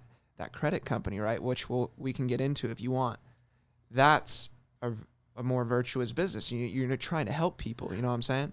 Yeah, I mean, for sure you are. Well, and you're providing value to people. And the thing is this, so businesses exist and the market, really what I'm getting at is that the market is going to dictate anything better than a regulator will. Like the market is going to tell you, like if I start a drug company, assuming it was legal, you start a credit repair company or you start a financial services company, these in essence are providing value. The market is going to decide whether or not I'm doing a good job. I'm not able to force people to give you money. You can trick people, you can mislead people, and I said that first. And the very thing is like things like not being able to lie. Those are good regulations. Like you can't intentionally mislead people, false advertising, and lie to people about what your product does. Even though the market would eventually weed that out too. Lying to people is one thing, but when you're just straight providing a service or a product or whatever, an idea, intellectual property, and you're providing this on a level playing field, regulators just need to keep things level and you put your product out into the world and people make choices. You know, you say, well, a company that cleans up the ocean, there's varying levels of altruism throughout whatever business. If I want to start a business, it all boils down to freedom of choice. If I want to start a business that sacrifices profits to make sure that I give $5 off of every sale to the ocean, that's great. That's my freedom of choice, right? So I start a business that some people would say is not as healthy. I'm going to have tons of people that are probably going to comment on this and say that selling drugs should not be legal. That's fine. That's your opinion. But you did your thing cleaning up the ocean. I did my thing selling drugs. And you decided, the market in general and people at large decided what was more valuable. I agree. It's such an interesting idea. Because I'm all for that free market choice, you know, and no one's perfect. We all wish we'd make better decisions. That's why you can't hand the reins over to the government. And I do not believe in that either. Like I said, I think that government should be legal, or I'm sorry, drugs should be legal because government's doing a terrible job. The war on drugs has been failed. Just like you brought up prohibition. When alcohol was illegal, crime rates were through the roof, and product wasn't being tested the same way that it is now. It's just, well, I would argue that that's more damaging than anything else. I mean, what's more damaging? Like, if somebody's choosing to put something nasty into their body that's affecting them, people are doing that regardless. You're never going to be able to legislate that problem away. It's just not going to go away. People have been doing that since the beginning of time. You're not going to abusing their bodies, abusing their minds. You cannot regulate that away. It will never go away. But what's more damaging? Are you talking about somebody that's within their own free will, despite a possible addiction, and their own free will purchasing something, or the government making a set of rules that not everybody agrees with? And now we've got, you know, I don't know the number. You can probably pull it up. But just from personal experience, probably 50% or more of maybe 60, 70% of people are in prison for some kind of drug-related offense, whether that was the actual act of drugs or doing something silly on drugs. Like they're in there for some kind of drug related offense. And that's just from people, not necessarily drugs in its essence, which is a huge problem. Like people that are going away for far too long for drugs, but then people that, you know, the after effects of drugs, which is you do something stupid while you're high and things like that. And those things all get addressed through regulation. Right now, what we have is nothing. We have a criminal justice system that deals with people that use drugs as just strictly a criminal standpoint. You get caught with drugs or selling or whatever, you go to prison, and then you're expected to fend for yourself after that. Weed, for example, is still a federal offense a state offense in Texas, right? Probably. I think it's like probably 15 to 20 states probably still have weed laws on the books. Do you think they're incentivized financially to put away? So if you look at for minor drug offenses. Oh yeah. So through the prison system. If you look at the private prison system, yeah, like people are starting to come around to this, but the private prison system is just outrageous. Like you want to talk about for-profit prisons, and you want to talk about something that shouldn't be privatized, it's prisons. If there's one thing on this earth that I don't believe should be privatized, it's prisons. That's like oxygen. You know what I mean? So that's where you would believe in some sort of regulation. You shouldn't privatize prisons. You shouldn't incentivize people getting locked away. That's a criminal justice system, right? So that's a collective agreement in a country that what you have done is wrong and you need to be punished for that, right? So we don't need to be incentivizing that. That needs to be baseline at its core, all about justice and law and order and keeping the peace and punishing people for crimes that we as a society have deemed are crimes. So you have a private prison system and you say incentivized. If you look at, what is it? Is it Prop 19, marijuana legalization in California? I think it's 19. Legalization of marijuana in California. If you look at the main people that opposed the legalization, like the actual funding for the No campaign, it's all police unions, corrections officers unions, highway patrol unions. Why is law enforcement funding a No campaign? It's because the more people that are locked up, the more power unions have. There's more employees, there's more union dues. People are getting rich off of this stuff. And it's private prisons are making a ton of money. All these different, and I get the concept behind private prisons, but it's destructive. Yeah. I don't know when. Wait, sorry, real quick. Private prison started after which administration? I don't know. We'll have to look that up after this real quick. 1 in 5 sounds like a Bush thing. Yeah, potentially. 1 in 5 incarcerated people is locked up for a drug offense. This is prisonpolicy.org. Well, and we've got 2.2 million people in jail and prisons right now. 2.2 million in the like country? 2.2 million people in the country are in jail and prison of some sort. So you just knocked off 400,000 off the top right there. Grant, can you of Google people whose lives were fucked up? Why do private prisons exist, or what's wrong? How about what's wrong with private prisons? Yeah, I agree. You don't want to incentivize putting people behind bars. You incentivize judges that are stricter for no reason other than, I mean, they've caught judges taking kickbacks. Article, that's a rare situation, but they've caught judges taking kickbacks for sending people to prison. They've caught a couple of them. Okay, right here. In 1984, the country's first for-profit prison was established in Tennessee, and over the next 6 years, it was joined by 66 more.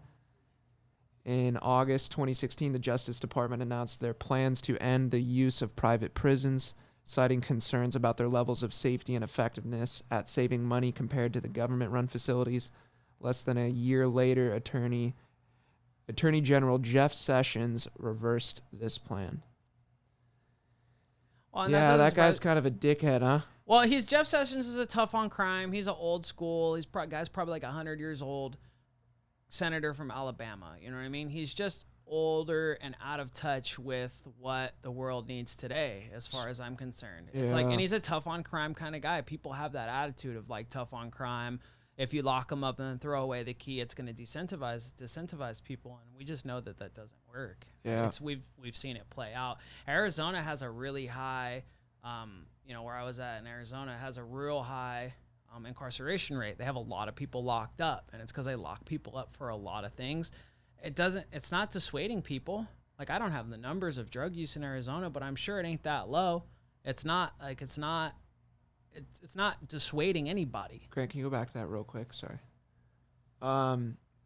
So prior to the 1980s, private prisons didn't exist in the United States, but thanks to the Reagan administration and the war on drugs, which led to harsher sentencing policies and higher rates of incarceration. Okay, so it was the Reagan administration. My boy Ron. So that's kind of new. They it's weren't a around. relatively recent concept. I would have thought that started back in the day.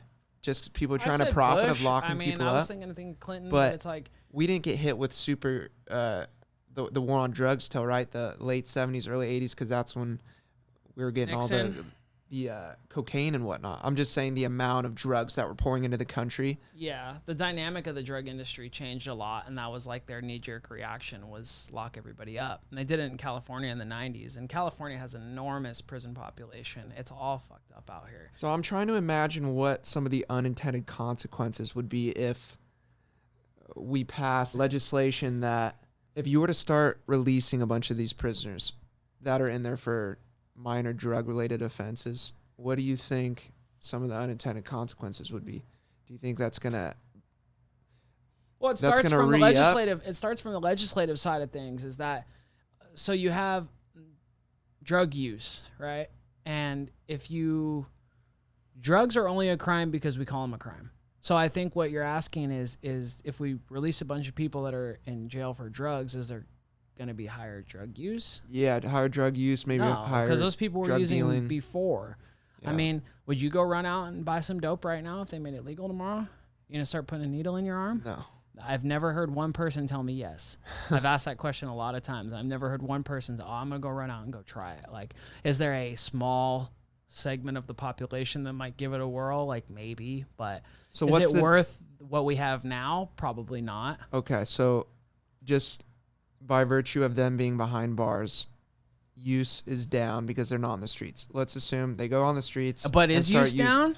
They can't keep drugs out of prison. No, I'm just factually thinking. Wait, so see, that's something I can't speak on. So did you see why drug use within the prison? Tons. They can't keep drugs out of prisons. I mean, what else?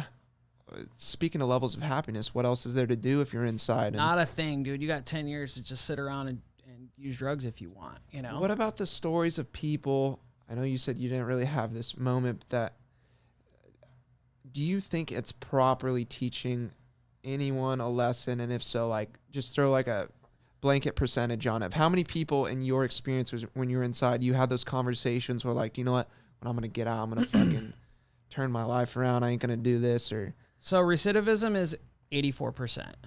84% of people, something like that. It's very close to that, Grant. If you want to pull that number, we got you working right now. If you want to pull that number, I think it's 84% of people that are in prison will be back in prison within 3 years. And I think if you make it past 3 years, your odds are pretty slim.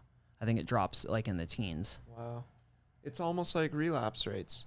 It's very similar. It's behavioral. It all is behavioral. Wow. That's so like we were talking about. You get trapped in that attitude. So you've already broken that statistic because, yeah, it is wood. It is wood. That's a nice fucking desk. Thanks, man.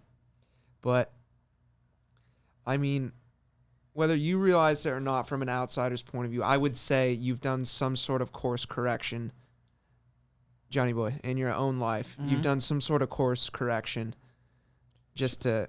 I mean, you're building legitimate businesses now. You've grown up. You've matured a little bit, or a lot of bit. So that didn't occur at all when you were actually inside. There was no sort of like thinking like, fuck, like. I mean, you fucked up, but you fucked up, but it's so I didn't have a moral awakening. Gotcha. What I did have was, it's actually. I talked about this with a lot of people on the inside, is it's a weird concept, bro. Like, we're going to take time from you. Like, we're going to take a piece of your life. Like, that's what we're going to do. We're not like, we don't whip people anymore. We don't, go make you do burpees. We don't make you do any of that. We're just going to take a piece of your life. Like, we decided that we're just going to sit you down for 5 years and that's how you're going to figure this thing out. Like, think of that concept for a second. Like, does that even really make sense? Like, so you messed up, so we're just going to take a chunk of your life. A 3-year timeout? A 3-year timeout. You got put in the corner for 3 years for doing what Arizona said that we're not going to let you do. And you know it going into it, but it's like, it just doesn't make a lot of, it doesn't make a lot of sense to me. Like, we're just going to take a piece of your life. Like, and I'm not so sure what the replacement is, but we just decided we're just going to take a chunk. And so you have regrets. What you put your family through. You have regrets of, expenses, lawyers you had to pay, people you had to pay, people you hurt, people you not betrayed, but just, put them through a lot. So you have that. but I didn't actually have like a moral awakening of like, oh, what I did was wrong. It was like, it's more so what happened and what the damage you caused. Gotcha. And I mean, you're referencing drug-related offenses, and what about people that are committing fucking the most horrific crimes? Do you still believe like there's a place for people to be locked up forever or executed? Yeah, oh yeah, for sure. I'm all about capital punishment. I think there's certain times where you just put somebody down. You know what I mean? It's the dog bit the wrong kid, and you just got to put him down. Like it is what it is. Like you know, there's definitely a time and place for prison sentences. You know, and I think it boils down to life, liberty, and property. You can't take somebody's property. You can't steal from people. You can't take somebody's life or harm them. You can't interfere with their ability to do any of those three things. You can't interfere with their ability to pursue their life. You can't take their property. You can't hurt them. And then the liberty portion, like you said, whether you want to pursue that virtuous seafaring mission to clean up the oceans, or if you want to save the ducks, go for it. But just, I mean, that's a good baseline, you know, those three things. Well, I think it makes sense. It's moral-based legislation, like it's an even playing field. You're giving people an even playing field. You're not having the government pick winners and losers as much as you can possibly avoid it. You give everybody that equal platform, and that's a legislative criminal justice system that works. Like you're not allowing people to infringe upon somebody else's rights. You can't. You know, those are the kinds of things that should be crimes. You're not allowed to sleep with minors. That's a fucking obvious one. Like, and everybody knows that. Like, you know, that's a big thing in the system. You know, you don't fuck with kids, period. What was just passed in California where it was a 10-year rule of some sort? I saw it. It's something like they don't have to register as a sex offender anymore. California's all fucked up. I didn't read it. I saw it on Instagram today, but I didn't actually read it. I try not to get my sources from Instagram either. It's just Instagram's great for news, dude. You just have to be able to sort through crap. I get a vast majority of my news from Instagram because it's you just can't like read a meme and take it as fact. No, I agree. So what I do is I'll take that bullet pointed headline or whatever, and then I'll jump on Google and try to fact check it because a lot of these Instagram posts and the pages they're coming from is just a heavy agenda one way or the other. It's instantaneous. Well, and that's what you have with the mainstream media. The mainstream media is just slanted one way or the other. So it's like, at least with Instagram, it's instantaneous and you're getting it from people, even though it derives from media in some way. You get both sides of the story really fast. Gotcha. All right. So this is from PolitiFact. Claim viewed by millions on social media says California legalized pedophilia. This is false. So I didn't see something that was that blunt saying that pedophilia is legalized, but if your time is short, a flood of social media posts claimed California had legalized pedophilia. Some said offenders who had sex with minors as young as age 11 would not be placed on the state's sex offender registry. Those claims are both false. In reality, the California legislature passed a bill that aims to eliminate automatic sex offender registration, mainly for LGBTQ young adults. Instead, a judge would decide whether to register for life those convicted of having voluntary anal or oral sex with a minor and are within 10 years of age of the victim. So if they're 17 and you're 27, a judge gets to pick whether or not it's voluntary. Like, I mean, it should go without saying I'm vehemently against pedophilia. Yeah. Like, obviously that's 100%. That's terrible. I don't think it actually gets much worse than that. I think that's probably the most heinous fucking thing you can do on this planet. 100%. But that's not that crazy. Voluntary. So, I mean, it begs the question of when they get 10 years, you know? Like, where'd they come up with that number? Yeah. When does the man and woman have the right to make that decision without being taken advantage of? We know what brain development scientifically tells us. 25, right? For males. I don't know what it is for females. But that's a hard one, dude. just a 10-year blanket rule, and then Well, they're it saying goes a down judge to a gets judge. to decide. A judge gets to decide. And he's going to take in the facts of the case. Obviously, it's going to be like, was this consensual? Were they dating? Were they in love? Whether that has fucking anything to do with it. Well, I mean, so maybe you're dating somebody and you're 18 and they're 16, and then, well, I guess that doesn't work. But maybe you're 16. But that would have been if you're 16 and they're 14, and then you pass the threshold and you're 20 or you're 19 and they're 17, and a judge gets to pick whether or not you're a sex offender. Like, I guess I can see some situations. That's such a California fucking thing to do. Like, who even thought about that? I guess I don't have the right answer. No, it makes sense. Like, I don't know. It's a tough one, bro, because I'm sure I haven't had much time to think about it, but I'm sure you can definitely find some loopholes in that where it's going to cause some really terrible pedophiles to get let out of jail or to not have to register as a sex offender. I think it's a little sensational. I don't know if it's quite legalizing pedophilia. I guess it is, but I don't think it's ridiculously unreasonable. 10-year rule. And I like the idea of things getting treated on that case-by-case basis. They're just letting a judge look at it is all they're doing. They're just letting a judge look at it. I don't think that, But then the problem is, and I guarantee you this is where the fucking hype came in, is that California judges are going to be they're just notoriously lenient on that kind of stuff. That's true. And it's like you're going to have a lot of people, especially on the right, that are not going to want left-wing California judges letting pedophiles slide on that. Because it's pedophilia still. Yeah, I agree. Yeah, I don't know. It's gonna have some unintended consequences. I do not doubt one bit. It's a fucking hard job, man. Being the governor, being the president, some of these jobs just seem nearly impossible, and it comes down to what kind of team and cabinet you surround yourself with. But we don't have all the answers. I just wanted to get that perspective of just being on the inside and just knowing what it feels like to be on that end of the stick, I don't know. Have you seen those people that say pedophilia is a sexual orientation? What? That say that's a big one going around Instagram right now. They say that it should be considered a sexual orientation. Like, basically, you're not.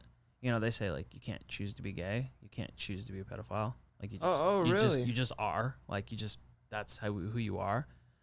Oh, that's who you are, huh? Yeah. I mean, I don't know how the fuck you justify it anyway, but that's the claim. I guarantee there's not one parent with a son or daughter that is preaching that. That's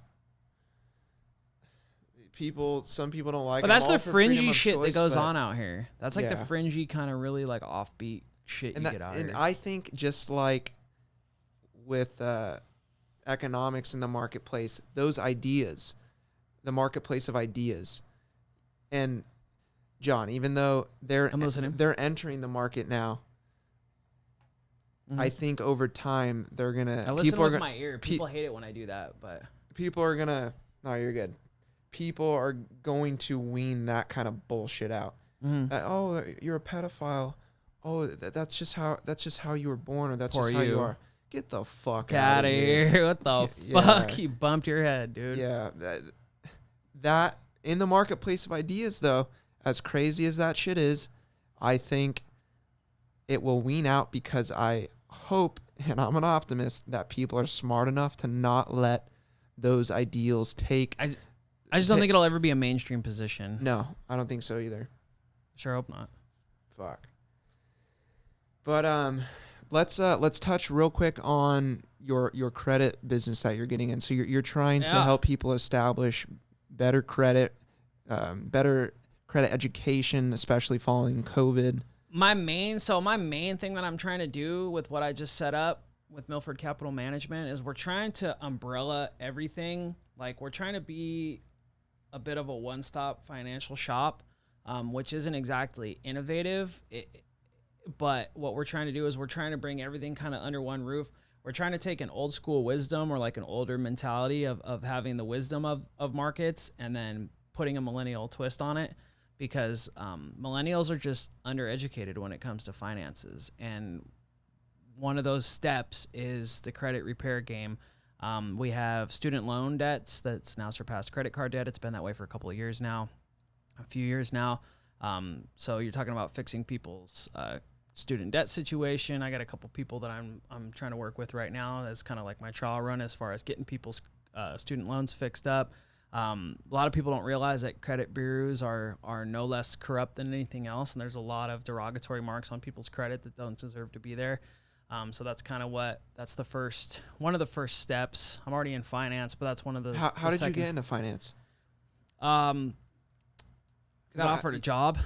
No, yeah. I mean, I just so what I set up with my company is I'm kind of an independent contractor for different financial institutions. So like right now I'm working with a wealth management agency. I run whatever they need me to run, and I kind of offer my services as like a hired gun. So whether that's like managing leads or like particular account people call in for. If I got a lot of radio, we do advertising on the radio. They do advertising on the radio.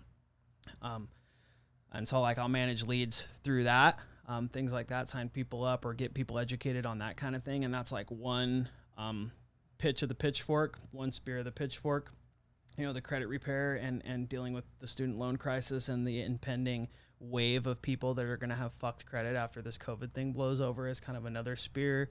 I'm looking into doing an app to help millennials set up Roth IRAs and investment accounts, because it's just most people I don't think are educated on that kind of thing. I think everybody who is 18 to 30 is very undereducated, and you can blame the education system for that and the school system for that. I think they're very undereducated when it comes to financial planning and advice. And it's something that we can offer to people that's going to help educate them as far as what options are out there. Like getting into, most people don't know what a Roth IRA is. Most people don't know. People have heard of it. A lot of people know what a 401k is, but people don't understand that there's other options outside of a 401k. There's other options outside of just your traditional investing that people don't understand. And that's why I say you kind of blend that old school wisdom, and then you bring it into the millennial era, and we're trying to package it into millennial, and then eventually, obviously, who's behind us? Gen Z, Gen X, Gen Z. Gen Z is coming behind us, right behind. We're millennials, so Gen Z right behind us. So like the millennial, Gen Z, we're all coming into money now. We're all coming of age. We're all coming into a situation where we need to figure out how to save for your future. And I don't think people actually realize that it's not overly complicated to save $1 million for retirement. It's actually not that difficult. I was doing the numbers the other day, and if you're a 25-year-old person, if you save $500 a month, you will have $1 million in the bank by 65. Is that with interest or without? It accounts for 6% interest. 6%. So you're earning 6% is pretty modest. Is that? You can blindly invest in the S&P and make 8.5 every year. It's about 8.5. It's actually about 10, and then you factor in inflation. It's it's not an exact science because inflation changes a little bit. And that's just a precedent off history. No one knows. What's a 100-year average? S&P's been around for 100? No. I think the Dow, right? Yeah, it would be the markets. I'm not a fucking expert. No, it'd be the Dow. It'd been around for. The S&P has not been around for 100 years, but the S&P is the common index now, just because it's the 500 biggest companies. Yeah. But you can just blindly invest in the S&P or a low cost ETF in the S&P, and you can put a lot of financial people out of business by just buying S&P for 40 years. And you're going to compound 8.5 or 8 every year, and you'll be killing it. I mean, I have all the numbers for if you're 25, if you're 35, if you're 45. I did them all the other day on how much you would have to save to get $1 million by the time you're 65. And it's, if I told you save $500 a month and you'll have $1 million for retirement, it's simple. But how many people have $1 million when they retire? Like almost nobody.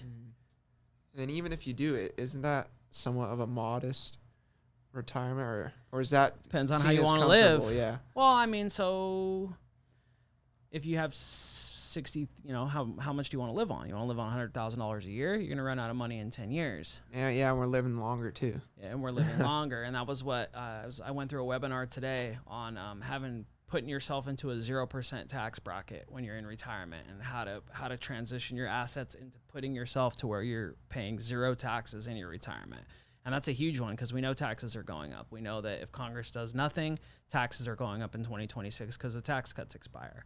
So we're actually at relatively historically low tax rates. We pay our top marginal tax rate is 37%. The highest tax rate we've ever had in this country is 94%. Jesus.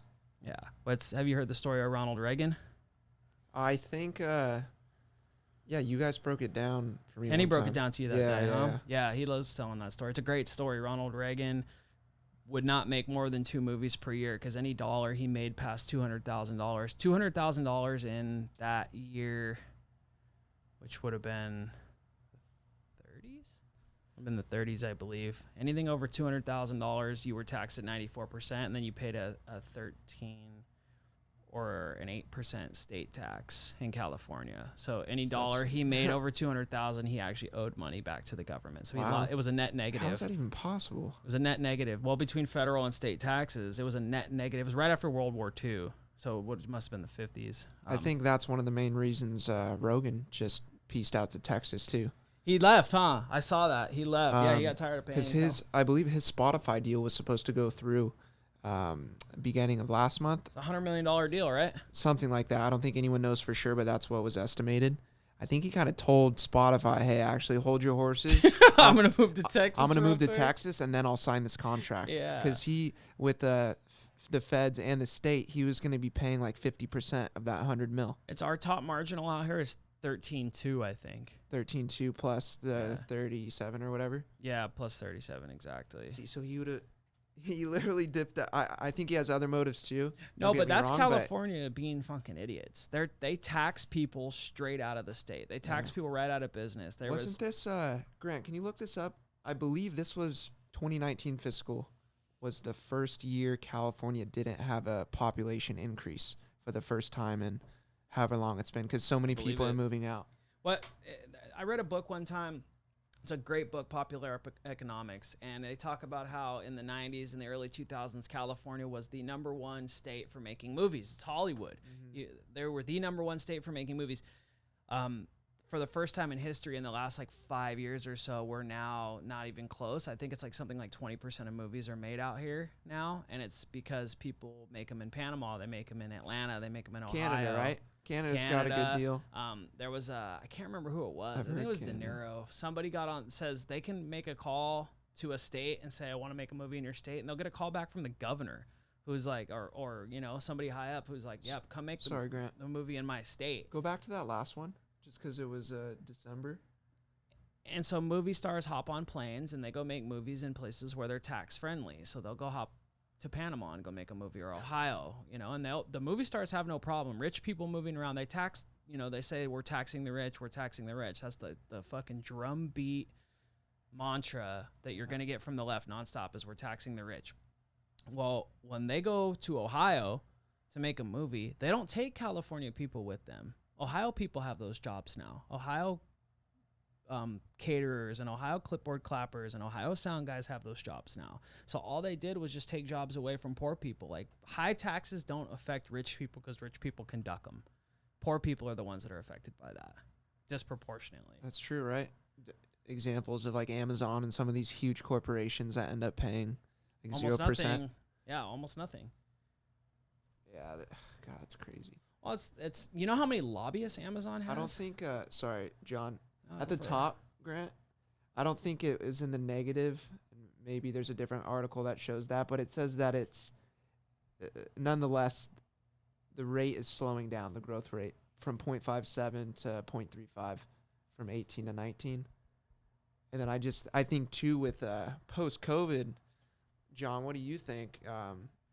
There's people dipping out too, just because our state's been locked down for so long. It wouldn't surprise me. I don't have any. We'll see you in 2020 I don't after have any fiscal. hard evidence to back that, but I wouldn't surprise me one bit. A lot of people are unhappy, dude. People that I talk to that have small business, that have small businesses, especially restaurants, but outside of restaurants too, people are really unhappy with the management of this state right now. They have been for a while, and then I think the COVID thing was just the last straw. Who's the new Republican running for governor in California? Oh, the major something? Yeah, I don't remember. I don't know his name. I just threw him a follow on Instagram yesterday. I haven't read up on him too much, but I'm I've heard good things. I mean, just with his summarized bullet point posts. I think anybody's going to smash on Gavin. Gavin won't lose, but I need to research him more. Sergeant Major? Sergeant Major. Sergeant Major. It's somebody like that. I think he's running as a Republican, which means he's got no shot, but it's... Yeah, bro, this is a blue Gavin state. blew it, dude. Gavin blew it. Dude, I wish it wasn't Democrat, Republican, and this game back and forth. It's too complicated to treat it like a sports match, you know?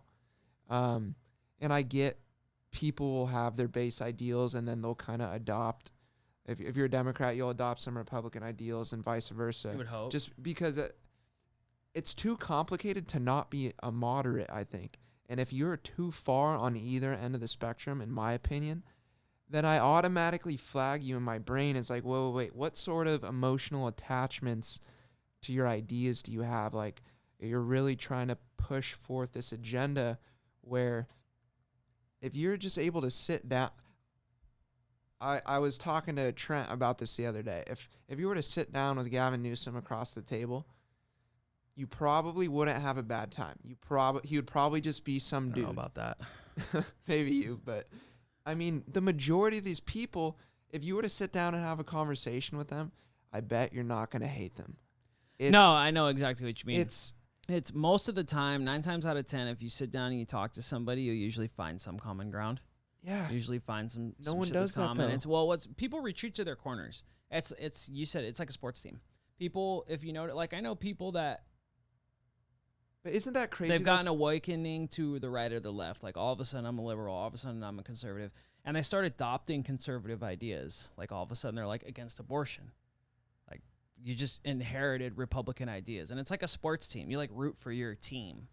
Is that what it comes down to? That complicated. Don't you think that there's more nuance in just like you're playing a football game or something? It's crazy in my mind. I have a theory. So I've seen some stats recently. There's some polling that's out now that Trump has a 24% approval rating with blacks. If Trump polls anywhere near 24% of the African-American vote in this upcoming election, it will be the end of the Democratic Party, and it'll splinter. And you're going to probably see, 3 parties take its place, or some kind of hydra take its place. And my guess is it'll split. Oh. I don't think that you're going to have a Democratic Party if Trump pulls 24% of the African-American vote. I think Trump's going to probably walk to re-election in this one. If I had to guess, he's probably going to walk to re-election. It'll be an easy one. And if he pulls anywhere near, if he wins and it's like traditional, he pulls like 9%, and he gets like 30-something% with Hispanics, I think it'll probably stay the same.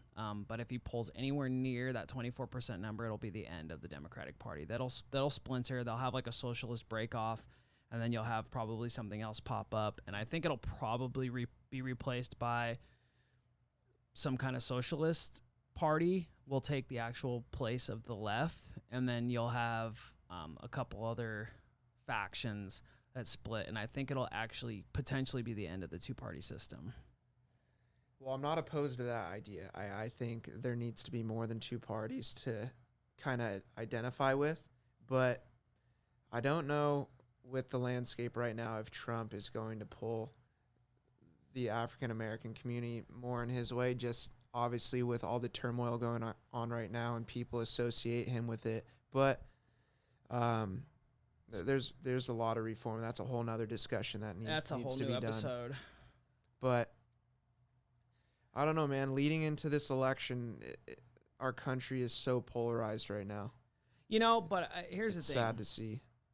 Here's the thing. It is polarized. I think it's actually really polarized, but I think it's a small group of very loud people that are causing most of the problems. It's like you think there's 1,000 flies, and then you swat a couple of them, and you realize they're all gone. It was only just 2 really fucking annoying flies. Yeah.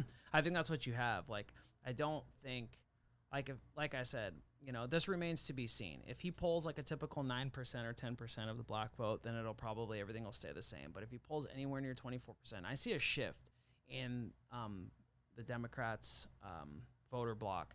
I see a lot more people that are speaking on Trump positively now. They're seeing what he's doing. You have a lot of people that really hate the guy, and okay, so be it.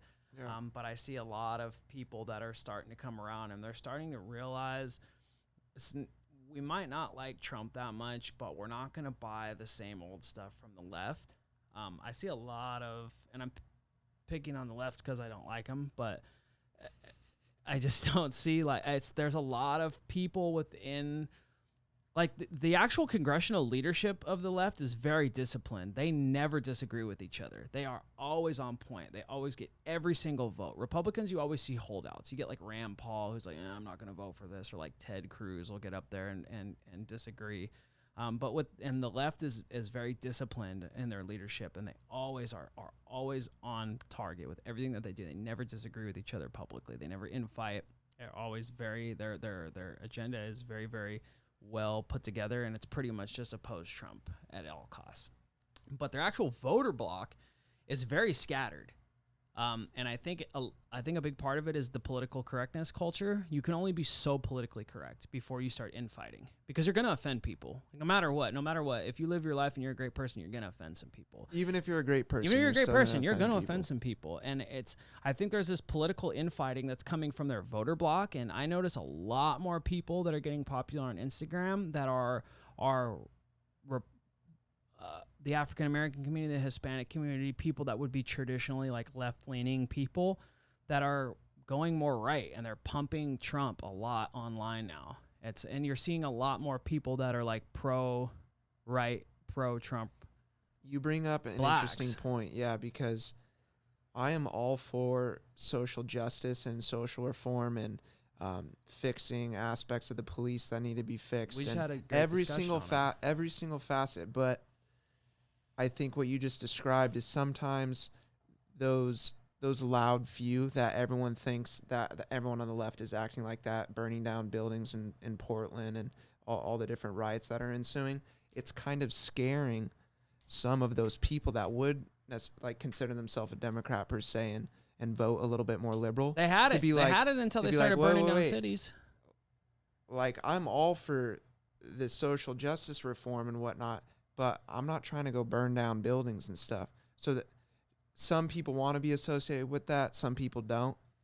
And maybe that's why a lot of people are jumping ship. Well, that's what I mean by the infighting. You have a lot of people that are, I think you have like a socialist wing of the party, and then you have what's considered moderate wing of the party that kind of just like walks the political tightrope of like what needs to be said and what's popular. And you kind of see that with Joe. Like, Joe kind of like, he flip-flops on a lot of his issues. He's for fracking, he's against fracking, he's going to defund the police, he's actually going to not defund the police. He kind of goes back and forth with what he says, and he's kind of like the moderate wing of the party that's like your traditional, left or right career politician that just kind of says what needs to be said in that very moment. You just mirror what the people and the landscapes kind of what you think needs to be said. Elected. But outside of that, you have a lot of infighting within the left side of politics that is fractured, very fractured in my opinion. And I see a lot of people that are waking up to the fact that a lot of these major cities that you are seeing all funked up right now, the San Franciscos, the Chicagos of the world, that have been ran by Democrats for a long time, and they're not going to come save you. They are part of your problem, and a lot of people are waking up to that. It's sad to see, man. At the end of the day, we all want what's best, And as a regular citizen, it's sometimes I'm fascinated with budgeting and policy making, because if I would like to think if I was sitting in a position of power and I was looking at a budget and I had hundreds and thousands of people at your expenditure to help you build these policies and implement things, and obviously it's fucking easier said than done, but how are you not able to create these systems that take care of the homeless and help fund the police with better programs so they're making better decisions out in the field, that training's increased, that you're fixing these prison system problems, all these different things. the point I'm trying to make, if that was my profession, if I was dedicating all of my time in these certain areas, it just seems like they're making poor decisions, and I don't understand. You don't say. I don't understand. Like, if that is your profession, how is this happening? Yeah, you had one job, bro, and you blew it. And that the governor, the president, that's why sometimes those jobs are impossible, because you're dealing with so many issues. But you assess things on an individual level. You try to approach it as logically as possible. You're gonna want to leave your emotions out of it, even though African Americans' perspective of the United States every single day has been different from mine. I'm not saying that I know exactly how they feel by any means. I'm just simply stating that burning down buildings and causing all this havoc, I get people are upset. I don't think that's going to lead to solutions. I think it's, for one, it's pushing away your fellow Democrats or to the other side. And then also it's making people that are hardcore Republicans point their finger at that side and see, look, this is how these people act. They're the ones burning down buildings. You're not helping your cause. You're not helping your cause. You're getting out some anger, but you're not helping your cause in the long term. We want what's best for everybody. I want what's best for everybody more than anything. I don't see how marching the streets of Portland chanting "Death to America" is going to get you anywhere. And like I referenced before, that flag, our flag, might mean something different to me than it does to someone else, just based on your life experiences. But marching the streets chanting "Death to America" is frightening. And that's coming from me, someone that wants what's best. I'm actively going to try to work out solutions with police officers on my meetings, with politicians, with professors. That'd be interesting. I'm going to bring as many people on here as possible to have their voices heard from whatever side, from whatever color or creed. But I'm saying that marching the streets chanting "Death to America" scares me, and I'm trying to do my part here. Oh, well, how is that? It boils down. I'll give you a great example. Go for it. So, take the George Floyd incident, right? This is really, I mean, it's happened before. It's happened, you had Ferguson, you had a number of different incidents recent years where this has happened. I think Black Lives Matter was born off of the Ferguson Michael Brown incident. I believe it might have been Trayvon Martin actually, but it was right in there. So you take George Floyd. You had the whole country on your side for a second there. I mean, everybody saw that. Now, they came out with the body cam video, and it changed a few months. But at that moment, you had everybody in the country on your side, right? No one saw that video and was like, his knee should be on his neck for fucking 10 minutes. Nobody has said that. Nobody has said that. 9 times out of 10, when you see one of these police shootings or one of these police killings, you usually have some detractors that will side with the cops. You usually have somebody that says, oh, well, he did this. Oh, well, he did that. And oftentimes there's facts to that. Like there's often times where you get down to the actual nitty gritty. You see a video, and then they don't show you what led up to that video. And the media plays you a 10-second clip, and then it gets everybody mad and hyped up, and it pushes what they have going on and their agenda. So you have the George Floyd incident, right? Everybody was on your side, and you had everybody in your corner for a little bit, and you had not one person denied that was very, very wrong what happened there. And then you started rioting, and you pushed everybody right back. You had like little old lady who was 60, who was never going to be in your camp. You had everybody on your team for that incident, and you had a very, very pivotal moment where you could have made a change legislatively, where you could have made a change in the mentality of America and say, okay, this is what we're dealing with. We're dealing with this is a very good, instance of police brutality. And I have some, opinions when it comes to the actual numbers in which that happens, but that's a whole separate thing. But you had everybody on your side, and then you started burning stuff down, and you just pushed everybody back on the other side of the fence. And now everybody took their corners again. For a second there, you had everybody that was there was no deniers. Not one person had at least maybe deep down, but you did not have one serious person stand up and say, no, actually, I'm going to side with the cop on that one. Not one person. And then you started burning everything down. And then because average Joe or average Sally, like think about your mom or think about, when I try to think about politics, I try to think about somebody that's 40 years old, like a 40-year-old housewife or something. What's good for them? Okay, so you have that, and now they're scared. Now they see people that are burning stuff down, and you're not going to get any sympathy from those people. Those people are like, nah, never mind. And that's why I feel like it's going to be an easy one for Trump, just because they've now pushed everybody back. And I think they blew. I think Black Lives Matter and that whole segment of the party really blew a good opportunity for some serious change. I think there can still be change. I think there can still be, some stuff that is salvaged from it. But you really had, if you kept your cool, you really had a moment there where you could have got some stuff done. And I think that you have people that are really loud and really angry, and you're going to get some cooperation, mostly from Democrat governors that are going to give you things that you want, like really quick, like, oh, well, we're going to defund the police in Minneapolis, and you're going to get some knee-jerk reactions. But did you really solve anything? I think you had a moment and they really fumbled the ball on that. They really had a moment where they could have gotten something done, and I think they took short-term pleasure over long-term results. And they decided that I'm really mad right now, and I'm going to go out and I'm going to burn some stuff down. And if that's what you want to do, like, shoot it. Go for it, Isn't that sad, though, that it wasn't everyone doing that? The vast majority were peaceful protests with people gathering and like-minded individuals.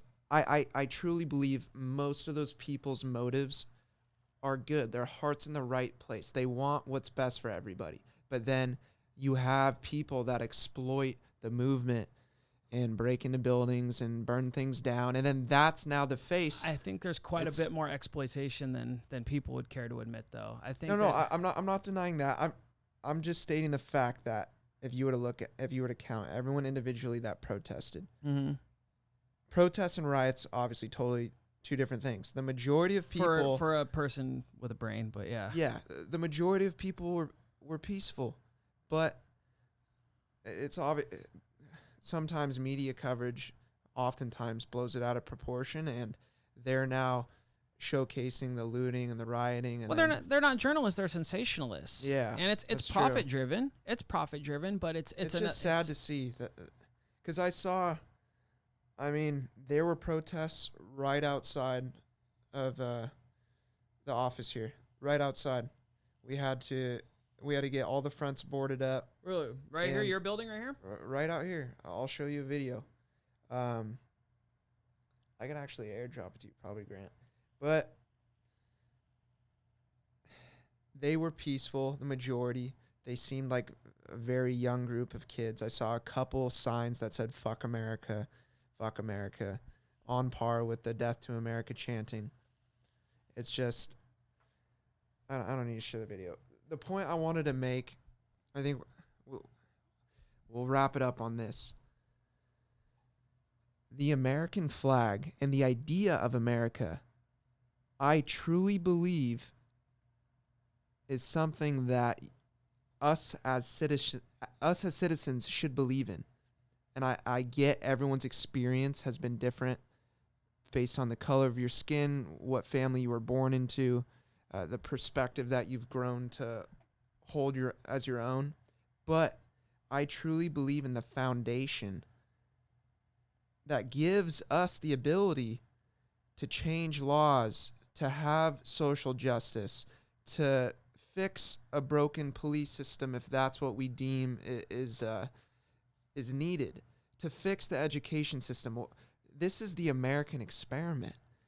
And we're living through some of these growing pains, and some people are disproportionately feeling them. And that's sad. And that obviously, that changes perspectives and whatnot. But when I hear people saying death to America and fuck America, what you've done is you've thrown out the rule book. At that point, you got rid of the whole system. At that point, you're just saying burn it down and start over, and that's not going to happen. The American dream, it's here to give you that landscape, to give you the tools to do whatever you want. And it's not perfect by any means, but as soon as you throw out that rule book, like you said, it's. I think You've now gone take from for granted. correcting the problem to destroying the entity. We take for granted. Instead of saying, okay, America in and of itself is a great place, but we have X, Y, and Z that we're concerned about. It's elevated within some faction of people. It's elevated to, we're just going to throw the system out. We're no longer going to try to correct the problems as they come. We're just going to start fresh. And that's basically what the attitude is.